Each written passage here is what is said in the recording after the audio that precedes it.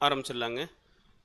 கிறிஸ்தேசுக்குள் அன்பாக அழைக்கப்பட்ட அன்புக்குரிய சகோதர சகோதரர்களுக்கும் கிறிஸ்துக்குள்ளான அன்பின் வாழ்த்துக்களை அனைவருக்கும் தெரிவித்துக் கொண்டு, நம்முடைய பிதாவாகிய தேவன் நம்முடைய வாழ்நாளிலும் ஒரு நாளையும் மதிப்படுத்தி கொடுத்து இந்த ஒரு ஞாயிறு காலை ஆராதனையில் நம் அனைவரையும் முகமுகமாக ஒன்று கூட செய்த பிதாவாகிய தேவனுக்கு நம்முடைய இரட்சகர் வழியாக நன்றிகளையும் துதிகளையும் ஏறெடுத்துக்கொண்டு, இந்த ஒரு கூடுகைக்கு ஆரம்ப பாடலாக நாம் யாவரும் எழுந்தின்று நம்முடைய பாடல் புத்தகத்தில் 60வது பாடலை அனைவரும் சேர்ந்து பாடுவோம். பாடலுக்கு பின்பு சென்னையிலிருந்து வந்திருக்கிறதான நம்முடைய அன்பு சகோதரர் ஜோயல் அவர்கள் நம்முடைய ஜெபத்தில் வழிநடத்துவார்.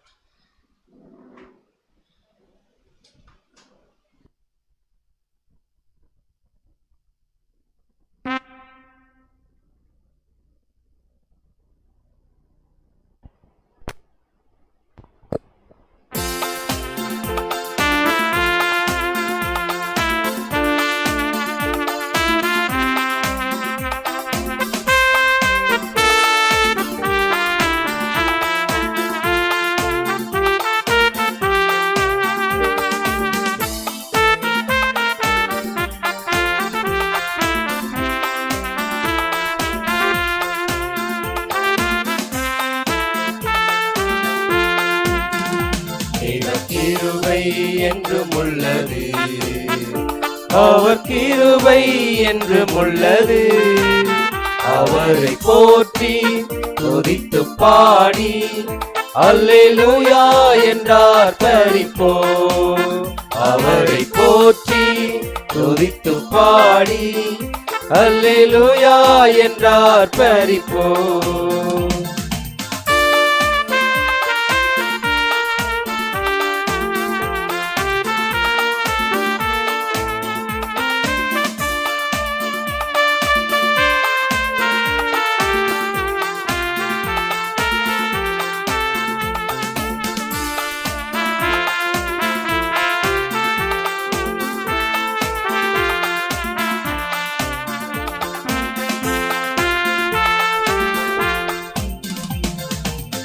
நெருக்கப்பட்டும் மடிந்திடாமல் கர்த்தர்தாம் நம்மை காத்ததாலே, நெருக்கப்பட்டும் மடிந்திடாமல் கர்த்தர்தாம் நம்மை காத்ததாலே. அவர் நல்லவர், அவர் வல்லவர், அவர் கிருபை என்றும் உள்ளது. அவர் நல்லவர், அவர் வல்லவர், அவர் கிருபை என்றும் உள்ளது. தேவ கிருபை என்றும் உள்ளது, அவர் கிருபை என்றும் உள்ளது. அவரை போற்றி துதித்து பாடி அல்லேலூயா என்றார் பரிப்போம்.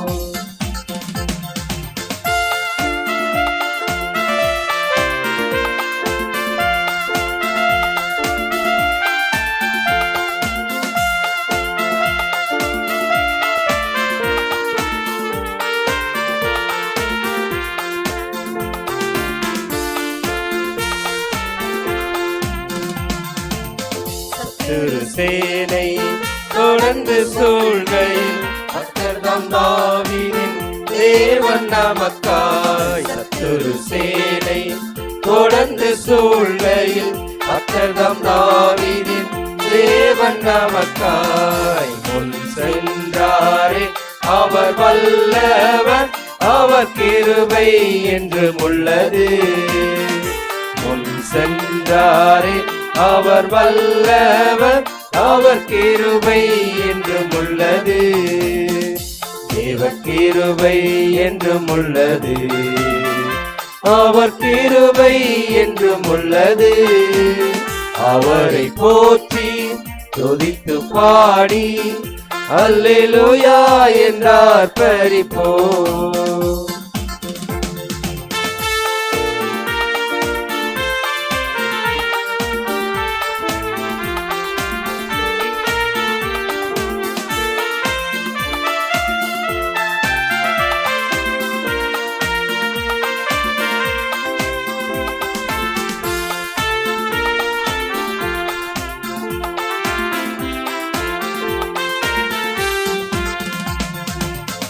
அக்கினி சோதனை பட்சிக்க வந்தும் முச்செடி தன்னில் தோன்றிய தேவன். அக்கினி சோதனை பட்சிக்க வந்தும் முச்செடி தன்னில் தோன்றிய தேவன். பாதுகாத்தாரே அவர் நல்லவர், அவர் கிருபை என்றும் உள்ளது. பாதுகாத்தாரே அவர் நல்லவர், அவர் கிருபை என்றும் உள்ளது. தேவ கிருபை என்றும் உள்ளது, அவர் கிருபை என்றும் உள்ளது. அவரை போற்றி துதித்து பாடி அல்லேலூயா என்றார் பரிப்போம்.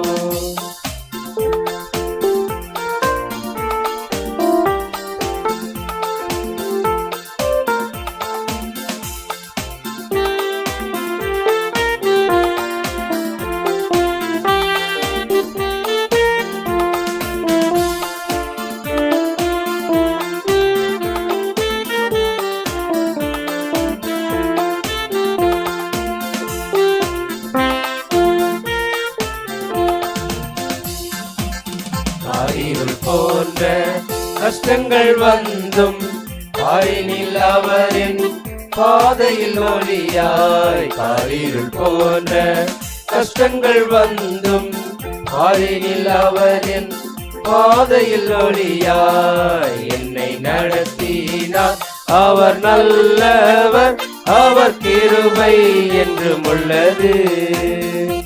என்னை நடத்தினார் அவர் நல்லவர், அவர் கிருபை என்றும் உள்ளது. தேவ கிருபை என்றும் உள்ளது, அவர் கிருபை என்றும் உள்ளது. அவரை போற்றி துதித்து பாடி அல்லேலூயா என்றார் பரிப்போம்.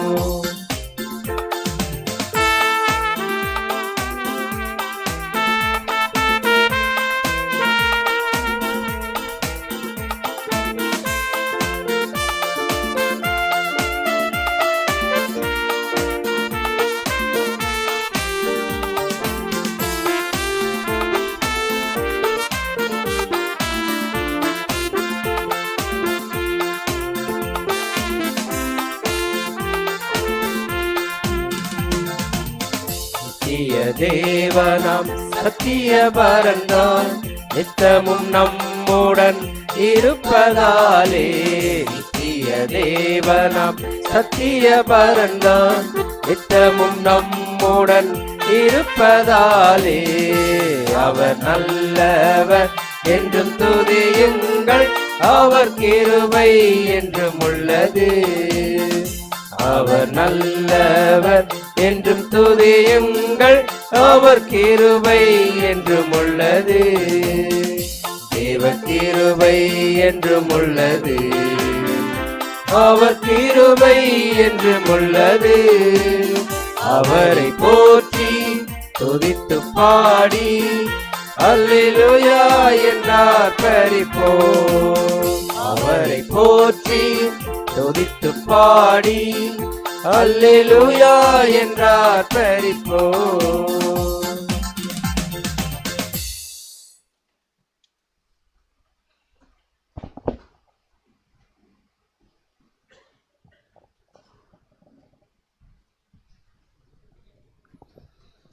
ஜெபம் செய்வோம். வானாதி வானங்களில் வீற்றிருந்து பூமியின் மனுமக்களையும் அண்டசராசரங்களையும் கண்ணோக்கி பார்த்து அவைகளை உங்கள் சித்தத்தின்படியும் கிருபையின்படியும் இரக்கத்தின்படியும் அணுவும் பிசகாமல் நடத்தி வந்து, அப்பா பிதாவே, எங்களுடைய ஆயுசு நாட்களிலே ஒரு நாளை கூட்டி கொடுத்தமைக்காக கோடான கோடி நன்றி தகப்பனே. இந்த நாளிலுமே கூட சகோதர சகோதரிகளாக நாங்கள் இங்கு ஒன்று கூடுவதற்காக நீர் ஏற்படுத்தின இந்த ஒரு மாபெரும் கிருபைக்காக நன்றி தகப்பனே. கடந்த நாட்களிலுமே கூட உம்முடைய குமாரனுடைய மரணத்தை நினைவு கூறக்கூடிய அந்த ஒரு நினைவு கூறுதல் பரிசுத்த பந்தியிலே பங்கு பெறுவதற்கு நீங்கள் எங்களுக்கு தந்த அந்த ஒரு வாய்ப்பிற்காக நன்றி தகப்பனே. நாங்கள் எங்களுடைய உடன்படிக்கையை புதுப்பித்துக் கொள்ளவும் இன்னும் உற்சாகமாய் நாங்கள் உம்முடைய பாதையிலே நடக்கவும் எங்களுக்கு கிருபை தந்ததற்காக கூடான கூடி நன்றி தகப்பனே. ஸோ இன்றைய நாளிலுமே கூட உம்முடைய வார்த்தைகளை கேட்பதற்காக இங்கே கூடியிருக்கிறோம் தகப்பனே. நீர்தாமே நாங்கள் எப்படி நாங்கள் இந்த சத்தியத்திலே ஓட வேண்டும் என்று சித்தம் வைத்திருக்கிறீரோ அதன்படி இந்த சத்திய பாடங்களை கேட்டு அதற்கேற்ற பிள்ளைகளாய் கனிதரும் பிள்ளைகளாய் நாங்கள் ஓட எங்களுக்கு கிருபை பாராட்டுங்கப்பா. பரிசுத்தாவின் பலனை எங்களுக்கு தந்து போஷ் செல்லும் தகப்பனே, இப்போ நடக்கக்கூடிய இந்த ஒரு கூடையை கூட உங்களுடைய பாத்திலே சமர்ப்பிக்கிறோம் அப்பா. மேலும் உலகெங்கும் நடக்கக்கூடிய இந்த அறுவடையின் ஊழியங்களுக்காகவும் ஜெபிக்கிறோம். இதோ இங்கே வர முடியாமல் தடைப்பட்டிருக்கும் சகோதர சகோதரிகளுக்காகவும் எங்களுடைய ஜெபங்களிலே நாங்கள் உம்மிடத்திலே நாங்கள் வேண்டுகிறோம் தகப்பனே. இனி எஞ்சியிருக்கும் காலங்களையும் வேலைகளையும் உம்முடைய பாதங்களை சமர்ப்பிக்கிறோம் அப்பா. இப்படியா தகப்பனே, நாங்கள் கேட்டதும் கேட்க மறந்ததுமான சகலவித சத்திய நன்மைகளையும் தந்தருளி விசுவாசத்தை துவக்கிறவரும் முடிக்கிறவரும் ஆகிய என்னுடைய ஆண்டவராகிய இயேசு கிறிஸ்துவின் இணைய நாமத்தில் பணிந்து கேட்கிறோம் எங்கள் ஜீவனுடைய நல்ல பிதாவே, ஆமென்.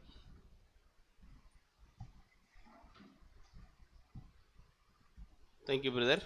விசுவாச பிரமாணம் நம்முடைய அன்பு சகோதரர் அகஸ்டின் ராஜ் அவர்கள்.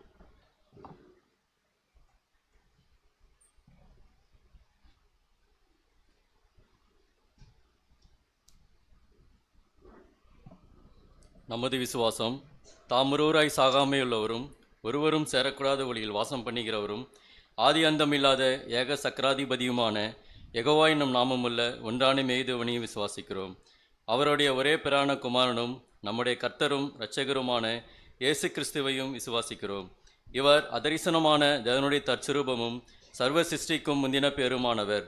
தேவன் இவரை கொண்டும் இவருக்கென்றும் உலகளையெல்லாம் உண்டாக்கி இவரையே சர்வத்துக்கும் சுதந்திரவாளியாகவும் நியமித்தார். எல்லாம் இவருக்குள் நிலைநிற்கிறதென்றும் விசுவாசிக்கிறோம். இவர் தேவகுமாரனாயிருந்தும் தேவனுக்கு சமமாயிருக்க எண்ணாமல் அக்கிரமங்களினால் ஜீவனை இழந்த மனுஷல் பேரில் மனதுருகி தம்மை தாமே வெறுமையாக்கி மனிதனாகி எல்லாரையும் மீட்கும் பொருளாக தம்முடைய ஜீவனையை கொடுத்து தேவனுக்கும் மனுஷருக்கும் சமாதானத்தை உண்டு பண்ணினார் என்றும் விசுவாசிக்கிறோம். ஆதலால் தேவன் இவரை மரித்தோரிலிருந்து எழுப்பி தம்மை போல் குமாரனும் ஜீவனவரவருக்கு அருள் செய்து எல்லாவற்றிற்கும் மேலாக உயர்த்தி தம்முடைய வல்லமையின் வலது பரிசத்தில் வீட்டிருக்க செய்தார் என்றும் விசுவாசிக்கிறோம். இவரே தேவனுக்கும் மனுஷருக்கும் மத்தியஸ்தராகவும் சபையாக சரீரத்துக்கு தலையாகவும் இருக்கிறார் என்றும் விசுவாசிக்கிறோம். இவர் பரலோகத்துக்கேறி தாம் வாக்குத்தத்தம் பண்ணின உன்னதத்திலிருந்து வரும் பலனாகிய பரிசுத்தாவியை விசுவாசிகளடங்கிய சபைக்கு அருளி தேவ சித்தத்தை அவர்களுக்கு வெளிப்படுத்தி பலியின் ஜீவியத்தில் அவர்களை நடத்தி வருகிறார் என்றும் விசுவாசிக்கிறோம். பிதா குறித்த காலத்தில் இவர் பலியின் மரணத்துக்குட்பட்டு முதலாம் உயிர்த்தெல் அடையும் தம்முடைய சபையாகிய சகல பரிசுத்தவான்களோடும் இப்பூமியை நீதியாய் நியாயந்தீர்த்து சகல துரைதனத்தையும் அதிகாரத்தையும் வல்லமையையும் பரிகரித்து என்றும் அழியாத தம்முடைய நீதுள்ள அச்சாட்சியை ஸ்தாபிப்பார் என்றும் விசுவாசிக்கிறோம். மரணமடைந்த மற்றவர்கள் கிறிஸ்துவின் அச்சாட்சி காலத்தில் அவனவன் தன் வரிசையிலே உயிர்ப்பிக்கப்பட்டு அவர் தம்முடைய மரணத்தினால் சம்பாதித்த நித்திய ஜீவனடைய வழிநடத்தப்பட்டு பூரணப்படுவார்கள் என்றும் விசுவாசிக்கிறோம். ஆனால் மனப்பூர்வமாய் சீர்திருந்தாதவர்கள் இரண்டாம் மரணத்திலே அழிக்கப்படுவார்கள் என்றும் விசுவாசிக்கிறோம். எல்லா சத்துருக்களையும் தமது பாதபடியாக்கும் மட்டும் இவர் ஆளுகை செய்து கடைசி சத்ருவாகிய மரணத்தையும் பரிகரித்து எல்லாவற்றையும் முந்தின சிறுக்கு கொண்டு வந்து பிதாவே சகலத்திலும் சகலமாய் இருப்பதற்கு அவருக்கு ராஜ்யத்தை ஒப்புக் கொடுத்து அவருக்கு கீழ்ப்பட்டிருப்பார் என்றும் விசுவாசிக்கிறோம். ஆமீன்.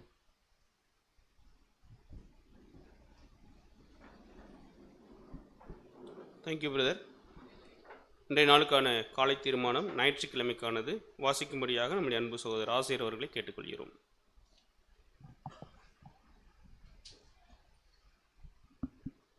இன்றைய நாளுக்குரிய காலை தீர்மானம் ஞாயிற்றுக்கிழமைக்குரியது. 1 கொரிந்தியர் 13ஆம் அதிகாரம். நான் மனுஷர் பாஷைகளையும் தூதர் பாஷைகளையும் பேசினாலும் அன்பு எனக்கு இராவிட்டால் சத்தமிடுகிற வெண்கலம் போலவும் ஓசையிடுகிற கைத்தாளம் போலவும் இருப்பேன். நான் தீர்க்கதரிசன வரத்தை உடையவனாய் இருந்து சகல இரகசியங்களையும் சகல அறிவையும் அறிந்தாலும் மலைகளை பெயர்க்கத்தக்கதான சகல விசுவாசம் உள்ளவனாய் இருந்தாலும் அன்பு எனக்கு இராவிட்டால் நான் ஒன்றும் இல்லை. எனக்கு உண்டான யாவற்றையும் நான் அன்னதானம் பண்ணினாலும் என் சரீரத்தை சுட்டரிக்கப்படுவதற்கு கொடுத்தாலும் அன்பு எனக்கு இராவிட்டால் எனக்கு பிரயோஜனம் ஒன்றும் இல்லை. அன்பு நீடிய சாந்தமும் தயவும் உள்ளது. அன்புக்கு பொறாமை இல்லை. அன்பு தன்னை புகழாது, இருமாப்ப இராது, அயோக்கியமானதை செய்யாது, தற்பொழிவை நாடாது, சினமடையாது, தீங்கு நினையாது, அநியாயத்தில் சந்தோஷப்படாமல் சத்தியத்தில் சந்தோஷப்படும், சகலத்தையும் தாங்கும், சகலத்தையும் விசுவாசிக்கும், சகலத்தையும் நம்பும், சகலத்தையும் சகிக்கும். அன்பு ஒரு காலம் ஒழியாது. தீர்க்க தரிசனங்களானாலும் ஒழிந்து போகும், அந்நிய பாஷைகளாலும் ஒழிந்து போகும், அறிவானாலும் ஒழிந்து போகும். நம்முடைய அறிவு குறைவுள்ளது, நாம் தீர்க்க தரிசனம் சொல்லுதலும் குறைவுள்ளது. நிறைவானது வரும்போது குறைவானது ஒழிந்து போகும். நான் குழந்தையாய் இருந்தபோது குழந்தையைப் போல பேசினேன், குழந்தையைப் போல சிந்தித்தேன், குழந்தையைப் போல யோசித்தேன். நான் புருஷனான போதோ குழந்தைக்கேற்றவைகளை ஒழித்து விட்டேன். இப்பொழுது கண்ணாடியில் நிழலாட்டமாய் பார்க்கிறோம், அப்பொழுது முகமுகமாய் பார்ப்போம். இப்பொழுது நான் குறைந்த அழிவுள்ளவன், அப்பொழுது நான் அறியப்பட்டிருக்கபடியே அறிந்து கொள்வேன். இப்பொழுது விசுவாசம், நம்பிக்கை, அன்பு இம்மூன்றும் நிலைநிறுத்திருக்கிறது. இவைகளில் அன்பே பெரியது. ஆமென்.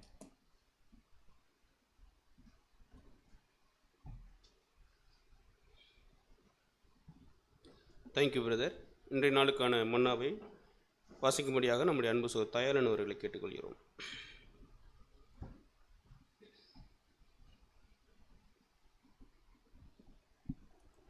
இந்த நாளுக்குரிய பரலோக மன்னா ஏப்ரல் 5ஆம் தேதி. என் வாய் ஆனந்த களிப்புள்ள உதடுகளால் உம்மை போற்றும். என் படுக்கையின் மேல் நான் உம்மை நினைக்கும் போது ராஜாமங்களில் உம்மை தியானிக்கிறேன். சங்கீதம் 63 வசனம் 5 மற்றும் 6. இதனுடைய விளக்கம்: தேவனிடம் நாம் மன்றாடி ஜெபிப்பது நமக்கு கொடுக்கப்பட்டுள்ள சிலாக்கியம் மட்டுமல்ல, கிறிஸ்துவ வளர்ச்சிக்கு அத்தியாவசியமானதாக கொடுக்கப்பட்டுள்ள கட்டளையும் ஆகும். கிருபை நிறைந்த தகப்பனிடத்தில் உரையாடவோ அவரை தொழுது கொண்டு நன்றி செலுத்தவோ விருப்பமிழந்து போகக்கூடியவர்கள் புத்திர சுகாரத்தை இழந்து போவார்கள் என்பதை உணர்ந்து தங்களுக்கு முன் தடையாக வைக்கப்பட்டுள்ள உலக நேசத்தையும் மாமிச இச்சைகளையும் சாத்தானையும் அப்புறப்படுத்த பிரயாசப்பட வேண்டும். நாம் தேவனுடைய அங்கீகரிப்பை பெறத்தக்கதாக ஜெபத்திலும் தொழுகையிலும் குறைவுபடாதவர்களாக அதிகமாக அவர் பேரில் தியானமுள்ளவர்களாக இருக்க வேண்டும். நம் இருதயம் நல்ல நிலையத்தை போல் இருக்குமானால் அதிக கனிகளை தரும் என்பதே. ஆமென்.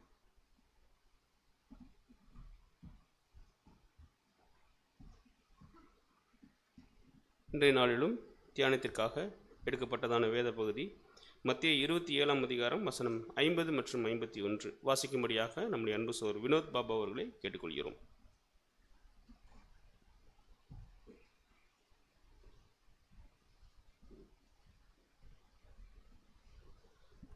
இன்றைய நாளுக்குரிய தியானத்திற்கான வேத பகுதி மத்தேயு எழுதின சுவிசேஷம் 27ஆம் அதிகாரம் 50 முதல் 51 வசனங்கள். இயேசு மறுபடியும் மகா சத்தமாய் கூப்பிட்டு ஆவியை விட்டார். அப்பொழுது தேவாலயத்தின் திரைச்சீலை மேல் தொடங்கி கீழ் வரைக்கும் இரண்டாக கிழிந்தது. பூமியும் அதிர்ந்தது, கண்மலைகளும் பிளந்தது என்பதே. ஆமாம்.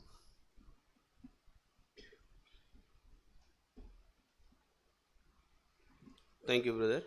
அன்புக்குரிய சகோதர சகோதரிகளே, தேவன் இன்றும் நமக்கு கிருபையாய் கையளிக்க உள்ள வேத பாடத்தினுடைய தலைப்பு இயேசுவின் மரணம் மற்றும் உயிர்த்தெழுதலுக்கு இடையே உள்ள சம்பவங்கள் என்கிற தலைப்பின் கீழாக தூதொடுக்கும்படியாக நம்முடைய அன்பு சோதர் நித்தின் அவர்களை அனைவரும் சார்பாக கேட்டுக்கொள்கிறோம்.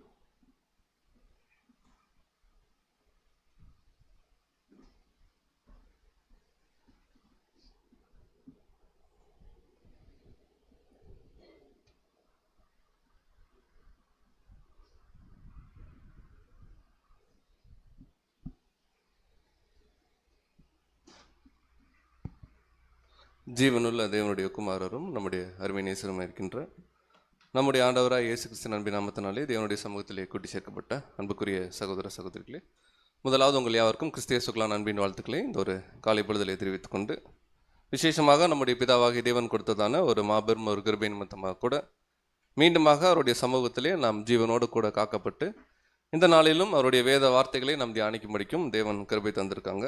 ஸோ நம்முடைய பிதாவாகிய தேவனுக்கு நம்முடைய இரட்சகர் மூலமாக நாம் மீண்டும் நன்றிகளை நாம் தெரிவித்துக் கொண்டு, அன்புக்குரிய சகோதர சகோதரர்களே, கடந்த நாட்களில் தேவனுடைய கிருபையின்படியாக ஊழியத்தின் நிமித்தமாக போயின்ற இடத்துல ஒரு சில எக்லீஷியாஸ் அவங்களுடைய அன்பின் வாழ்த்துக்களை பகிர்ந்து கொள்ள சொன்னாங்க. ஸோ கடந்த வாரத்தில் ஈரோடு பகுதியில் இருக்கக்கூடிய சபைக்கும் மற்றும் பெங்களூர் மற்றும் ஒசூர் பகுதியில் இருக்கக்கூடிய சபையார் எல்லாருமே நம்ம எக்லீஷியாவுக்கு அன்பின் வாழ்த்துக்களை அவர்கள் தெரிவிக்க சொன்னாங்க. அவர்களுடைய அன்பின் வாழ்த்துக்களை எங்கள் மத்தியிலே தெரிவித்துக்கொண்டு, ஸோ இந்த நாளுக்கு உண்டான ஒரு வேத பாடத்துக்குள்ளாக நம்ம கடந்து போகலாம். ஸோ இந்த நாளில் நம்ம தியானிக்க இருக்கிற ஒரு வேத பாடத்துடைய தலைப்பு த events between Jesus death and resurrection. So இன்றைக்கி பொதுவாக நம்முடைய இரட்சகருடைய மரணத்தை அவர் மரிப்பதற்கு ஒரு நாளுக்கு முன்பாக நம்ம என்ன பண்ணுறோம்னா, அந்த மேல் வீட்டறையில் அவர் நினைவு கூர்ந்த மாதிரியே நாமும் கடந்த செவ்வாய்க்கிழமை என்ன பண்ணியிருக்கோம்னா நினைவு கூர்ந்திருக்கிறோம். ஸோ நமக்கு தெரியும் இன்றைய நாள் நம்முடைய இரட்சகருடைய உயிர்த்தெழுந்த நாள் அல்ல, இல்லைங்களா? ஸோ இன்றைக்கி பொதுவாக உலக கிறிஸ்தவர்கள் அதை செலிப்ரேட் பண்ணுறாங்க. அதை குறித்து நம்ம எந்த கமெண்ட்டும் பண்ண வேணாம், அது நம்முடைய வேலையும் அல்ல. ஸோ சத்தியத்தின் அடிப்படையில் நம்முடைய இரட்சகர் உயிர்த்தெழுந்து ஆல்ரெடி 2 நாள் ஆச்சு நம்ம பார்க்குறோம், இல்லைங்களா? ஏன்னா ஒரு புதன்கிழமை நம்முடைய நம்ம ஃபாலோ பண்ணக்கூடிய கேலண்டர் பார்க்கும்போது புதன்கிழமை நம்முடைய கர்த்தர் மரிக்கிறாங்க இல்லைங்களா, அவர் மரித்து 3ஆம் நாளில் உயிர்த்தெழுறாங்க நம்ம பார்க்குறோம். ஸோ இந்த பாடம் வந்து பார்க்கும்பொழுது உயிர்த்தெழுதலை பற்றின ஒரு பாடமாக அமையாமல், ஸோ உயிர்த்தெழுதலுக்கு முன்பாக நம்முடைய கர்த்தர் மரித்ததுக்கு அப்புறம், அதாவது நம்முடைய இரட்சகருடைய மரணம், அந்த மரணத்தை தொடர்ந்து சில சம்பவங்கள் நிகழ்ந்திருக்கு. நம்ம பரிச்சயமான காரியங்கள் தான், சில பாடங்கள் கூட நம்ம இதுக்கு முன்னாடியே பார்த்துருக்கணும். அவருடைய உயிர்த்தெழுதலுக்கு முன்னாடி வரைக்கும் என்னென்ன விஷயங்கள்லாம் நடந்திருக்கு அப்படிங்கிறத நம்ம என்ன பண்ண போகிறோம்னா இந்த பாடத்தில் நம்ம கவர் பண்ண போகிறோம். ஸோ தேவன் கொடுத்த ஒரு கிருபையில் விசேஷமாக நினைவு கூறுதலில் நம்முடைய உடன்படிக்கையை நம்ம புதுப்பிச்சுட்டு மீண்டுமா ஒரு என்ன சொல்கிறதுன்னா அதே உடன்படிக்கை தான் இருந்த போதிலும் ஒரு புதிதான ஒரு எனர்ஜியோடு என்ன பண்ணியிருக்கோம்னா தேவனுடைய கிருபையின்படி நம்ம கூட்டி சேர்க்கப்பட்டிருக்கிறோம். ஸோ வரக்கூடிய நாட்களில் நம்முடைய ஜீவியமானது, அந்த பலியின் ஜீவியம் நம்ம என்ன கமிட் பண்ணியிருக்கிறோமோ அதற்கேற்ப நம்முடைய தனிப்பட்ட வாழ்க்கை அமையும் அப்படிங்கிற ஒரு நம்பிக்கையோடு கூட இந்த பாடத்துக்குள்ளாக நம்ம கடந்து போகலாம். ஸோ நம்முடைய இரட்சகர் இறுதியாக நம்ம பார்க்குறோம், 9ஆம் மணி வேளையிலே இயேசு என்ன பண்ணுறாருன்னா ஏலி ஏலி லாமா சபக்தாமின்னு சொல்லி தன்னுடைய ஜீவனை என்ன பண்ணுறாருன்னா விடுறார். இது கூட நம்ம பார்த்துருக்குறோம். 9ஆம் மணி வேலை அப்படிங்கிறது மதியம் 3 மணி. ஸோ யூதர்களுடைய கணக்கின்படி 1ஆம் மணி வேலைங்கிறது காலையில் 6லிருந்து 7 இல்லைங்களா. 3ஆம் மணி வேலையில் நம்முடைய கர்த்தர் வந்து சிலுவையில் அடிக்கப்பட்டார். காலையில் 9 மணிக்கு அறையப்பட்டாங்க. 6 மணி நேரம் அவர் என்ன பண்ணுறாருன்னா சிலுவையில் அவர் தன் ஜீவனோடு கூட இருக்கிறாரு. கரெக்டாக 9ஆம் மணி வேலை மதியம் 3 மணிக்கு தன் ஜீவனை என்ன பண்ணுறாருன்னா தேவன் கைங்களை அப்படி அவர் ஜீவனை ஒப்பு கொடுத்த உடனே த நெக்ஸ்ட் மூமெண்ட் வந்து சில விஷயங்கள் வந்து தேவன் அவர் சார்பாக என்ன பண்ணுறாங்கன்னா செய்கிறாங்க. இப்போ பாருங்கள், நம்முடைய கர்த்தருடைய பார்ட்டிங்க முடியுது. கர்த்தருடைய பார்ட்டிங்க முடியும் பொழுது தேவன் அவர் சார்பாக சில செயல்களை என்ன பண்ணுறாருன்னா இந்த மனுக்குலம் உணரும்படி என்ன பண்ணுறாருன்னா அவர் செய்கிறார். அதில் முதல் சம்பவம், அவர் மரித்த பிறகு நடக்கக்கூடிய முதல் சம்பவம் என்ன அப்படின்னு பார்க்கும் பொழுது இந்த ஆர்டரில் கூட ஒரு டிவைன் பிளான் இருக்கிறத கூட நம்ம கவனிச்சிருக்கிறோம், இன்றைக்கி கவனிக்க போகிறோம். ஸோ முதல் விஷயம் என்ன நிகழுதுன்னா அங்கே தேவாலயத்துடைய திரைச்சிலையானது மேலே இருந்து கீழாக என்ன ஆகுதுன்னா அங்கே கிழிக்கப்படுது. வாசிக்கலாம். மத்தேயு 27ஆம் அதிகாரம் 51ஆம் வசனம். மத்தேயு 27ஆம் அதிகாரம் 51ஆம் வசனம். அப்பொழுது தேவாலயத்தின் திரைச்சீலை மேல் தொடங்கி கீழ் வரைக்கும் 2ஆக கிழிந்தது, பூமியும் அதிர்ந்தது, கண்மலைகளும் பிளந்தது. பாருங்க, இந்த பூமியும் அதிர்ந்தது, கண்மலைகளும் பிறந்தது, அது அடுத்த பார்ட்டோடைய விஷயமா இருக்கும். ஸோ தேவாலயத்துடைய திரைச்சீலையானது மேலே இருந்து கீழாக என்னன்னு கேட்டிங்கன்னா அங்கே கிழிக்கப்படுறதை நம்ம கவனிக்கிறோம். இது அவ்வளோ எளிமையாக நடந்திருக்க கூடுமா அப்படின்னு பார்க்கும் பொழுது இது எந்த மனிதனாலையும் நிகழ்த்தவே முடியாத ஒரு காரியம். காரணம் என்னன்னா தேவாலயத்துடைய ஹைட் அந்த மாதிரி.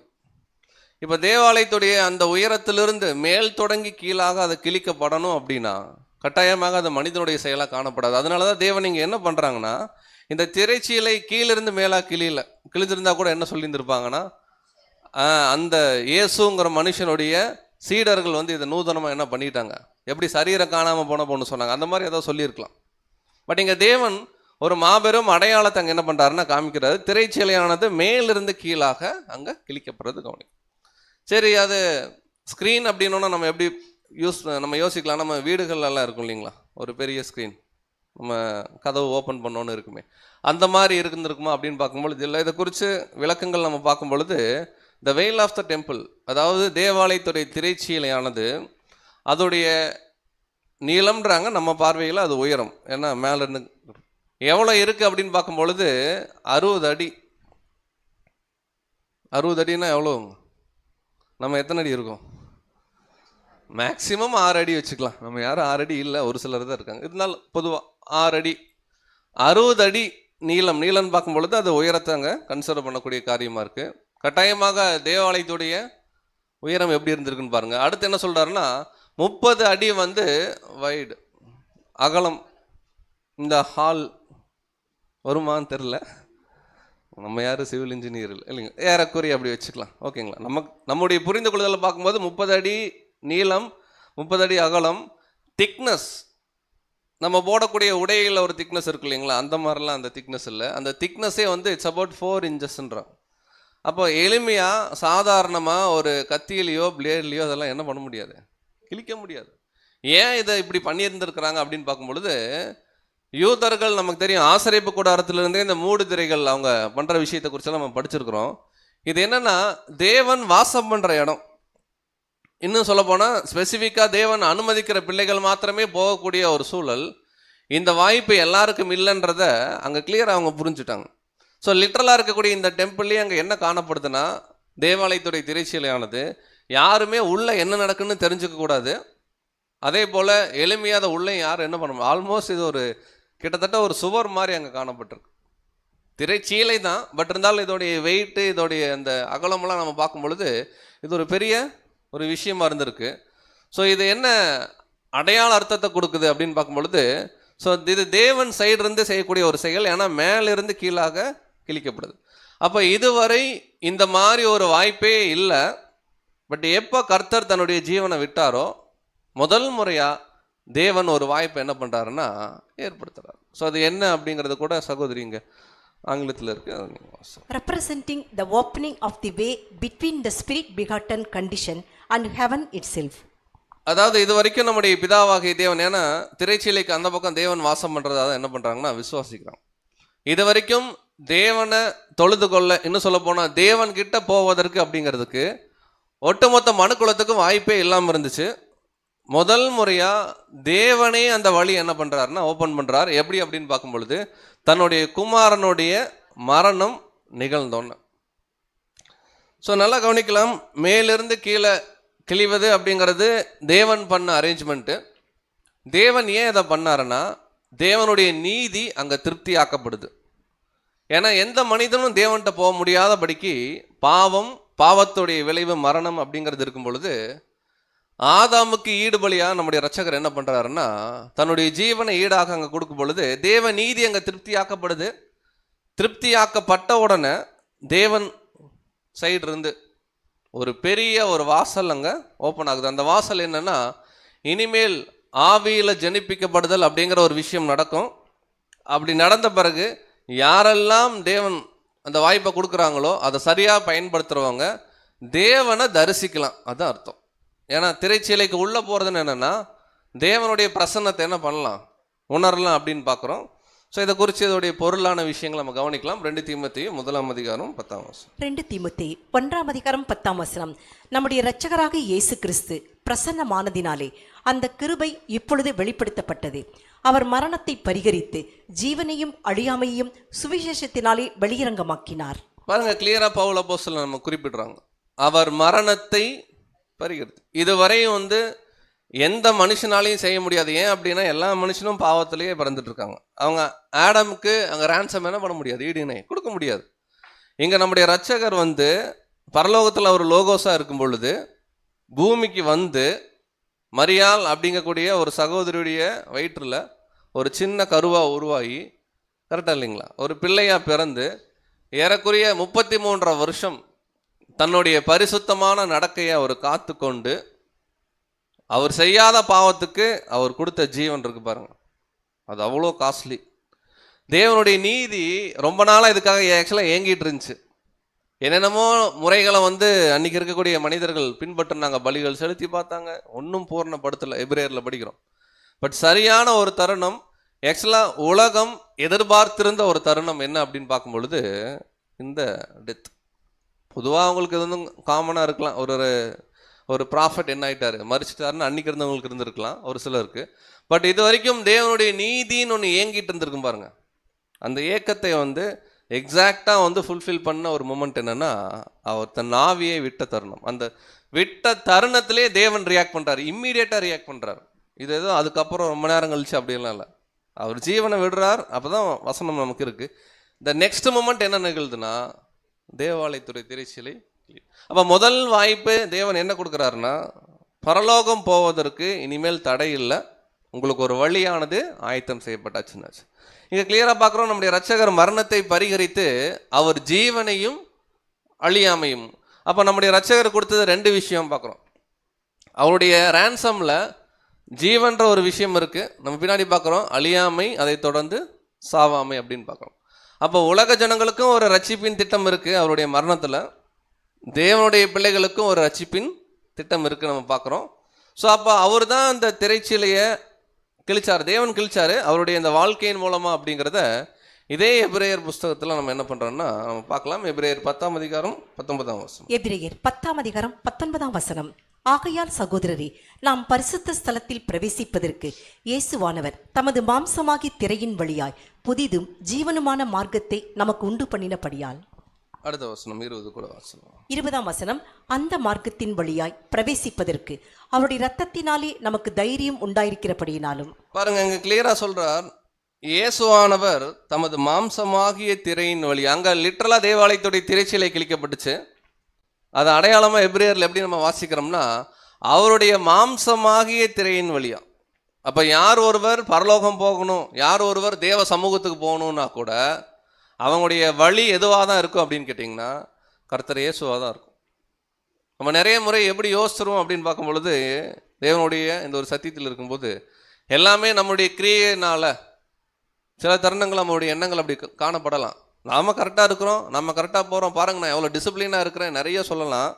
இந்த டிசிப்ளின்லாம் தேவன்ட்டு நம்மளை என்ன ஆகாது, கொண்டு போகாது. அந்த ஒரு ரியாலிட்டியை நம்ம என்ன பண்ணிக்கணும்னா புரிஞ்சுங்க. சில தருணங்களில் மேட்டிமையான எண்ணங்கள் கூட நமக்கு எழும்புறதுக்கு என்ன காரணமாக இருக்குன்னா, நான் கரெக்டாக இருக்கேன் அப்படிங்கிற ஒரு மைண்ட் நமக்கு வரும். நான் கரெக்டாக இருக்கிறேன்ற மைண்டே அங்கே தப்பு தான். இங்கே இன்னொரு பாயிண்ட் கவனிக்கிறோம், இயேசு கிறிஸ்து மட்டும் அவருடைய ஜீவனை இங்கே கொடுக்கலைன்னா நம்ம என்ன தான் உருண்டு பிறண்டாலும் தேவனை தரிசிக்கிறோம் அப்படிங்கிற ஒரு வாய்ப்பு ஒருபோதும் நமக்கு இருந்திருக்காது. அப்போது இது கிரியையினால் உண்டான விஷயம் அல்ல, இது கிருபையினால் உண்டானது. இந்த கிருபை வரத்தை நம்முடைய கர்த்தர் தம்முடைய ஜீவனை விட்டு என்ன பண்ணுறாருன்னா கொடுக்குறார். கிளியராக நம்ம படிக்கிறோம், அந்த மார்க்கத்தின் வழியாய் பிரவேசிப்பதற்கு அவருடைய ரத்தம். ஏன்னா ரத்தம் சிந்துதல் இல்லாமல் என்ன இல்லைங்க. அப்போது தேவனுடைய நீதி டிமாண்ட் பண்ணது என்னன்னா அந்த ரத்தம். நம்ம சமீபத்தில் கூட பார்க்குறோம், அவர் கடைசி சொட்டு ரத்தம் வரைக்கும் என்ன பண்ணார்னா சிந்தினார். எதுக்காகனா ஒட்டுமொத்த மனுக்குலத்தையும் என்ன பண்ணணும்னா ரசிக்கணும். அதில் விசேஷமாக இந்த திரைச்சீலை கிழிக்கப்பட்டது. எல்லாராலையும் தேவனுடைய சமூகத்துக்கு போக முடியாதுல்ல. இப்போ ஆண்டவர் ரேன்சம் கொடுத்துட்டாரு, உலக ஜனங்கள் தேவனை தரிசிப்பாங்களான்னா அவங்க தரிசிக்க முடியாது. அவங்க பூமியில் தான் இருக்க போகிறாங்க. அவருடைய ராஜ்யத்தை என்ன பண்ணலாம், அவங்க அனுபவிக்கலாம். பட் இந்த முதல் பாயிண்ட் எதற்கு அடையாளமாக இருக்குன்னா, பரலோகம் போறக்குன்னே ஒரு வகுப்பாக இருக்கு. தேவன் அவருடைய குமாரன் மூலமாக ஒரு மாபெரும் ஒரு வழி என்ன பண்ணுறாருன்னா ஆயத்தப்படுத்தியிருக்கு. ஸோ மேலும் படிக்கலாம். எபிரேயர் 6ஆம் அதிகாரம் 18 மற்றும் 19. எபிரேயர் 6ஆம் அதிகாரம் 18, 19ஆம் வசனங்கள். நமக்கு முன் வைக்கப்பட்ட நம்பிக்கையை பற்றி கொள்ளும்படி அடைக்கலமாய் ஓடி வந்த நமக்கு 2 மாறாத விசேஷங்களினால் நிறைந்த ஆறுதல் உண்டாகும்படிக்கு எவ்வளவேனும் பொய்யுரையாத தேவன் அப்படி செய்தார். அந்த நம்பிக்கை நமக்கு நிலையும் உறுதியும் திரைக்குள்ளாக போகிறதுமான ஆத்தும நங்கூரமாய் இருக்கிறது. பாருங்க, இந்த பாடத்துல அந்த நம்பிக்கை எது அப்படின்னு கேட்டிங்கன்னா நம்முடைய கர்த்தர் விட்ட ஜீவன். ஏன் அப்படின்னா அந்த நம்பிக்கை தான் நமக்கு நிலையானது. நிலையானதுன்னு எப்படிங்க, அதை அசைக்க முடியாது. இந்த ரேன்சம் நாளைக்கும் பேசும். நாளைக்கு ஒரு குழந்தை பிறந்தாலும் அந்த குழந்தைக்காக என்ன பண்ணும், பேசும். ஒருவேளை அந்த குழந்தை தேவனோட உடன்படிக்கை செய்து நான் அவரை தரிசிக்க வரேன் அப்படின்னு அது பிரயாசப்படுதுன்னு வச்சுக்கோங்களேன். ஒருவேளை தேவன் காலங்கள் அனுமதிக்கிறார்னா அந்த பிள்ளைக்காகவும் பேசும். அதான் அது நிலையும் உறுதியும் திரைக்குள்ளாக போகக்கூடிய ஒரு நங்கூரமாக அங்கே காணப்படுதுன்னு பார்த்தோம். 20ஆம் வசனம். எபிரேயர் 6ஆம் அதிகாரம் 20ஆம் வசனம். நமக்கு முன்னோடினவராகிய இயேசு மெல்கிசேதேக்கின் முறைமையின்படி நித்திய பிரதான ஆசாரியராய் நமக்காக அந்த திரைக்குள் பிரவேசித்திருக்கிறார். ஸோ இந்த பாடத்துக்கு நம்ம திரைங்கிற வார்த்தையெல்லாம் நம்ம எடுத்துருக்கிறோம். கிளியராக நம்ம பார்க்குறோம். முதல்ல யார் கடந்து போகிறாங்க அப்படின்னு பார்க்கும்பொழுது அவர் மெல்கிசேதேக்கின் முறைமையின்படியாய் பிரதான ஆசாரியராக நம்முடைய கர்த்தர் கடந்து போகிறாங்க. அவர் வழியை ஓப்பன் பண்ணுறார், சொல்கிறார் நானே வழியும் சத்தியமும்.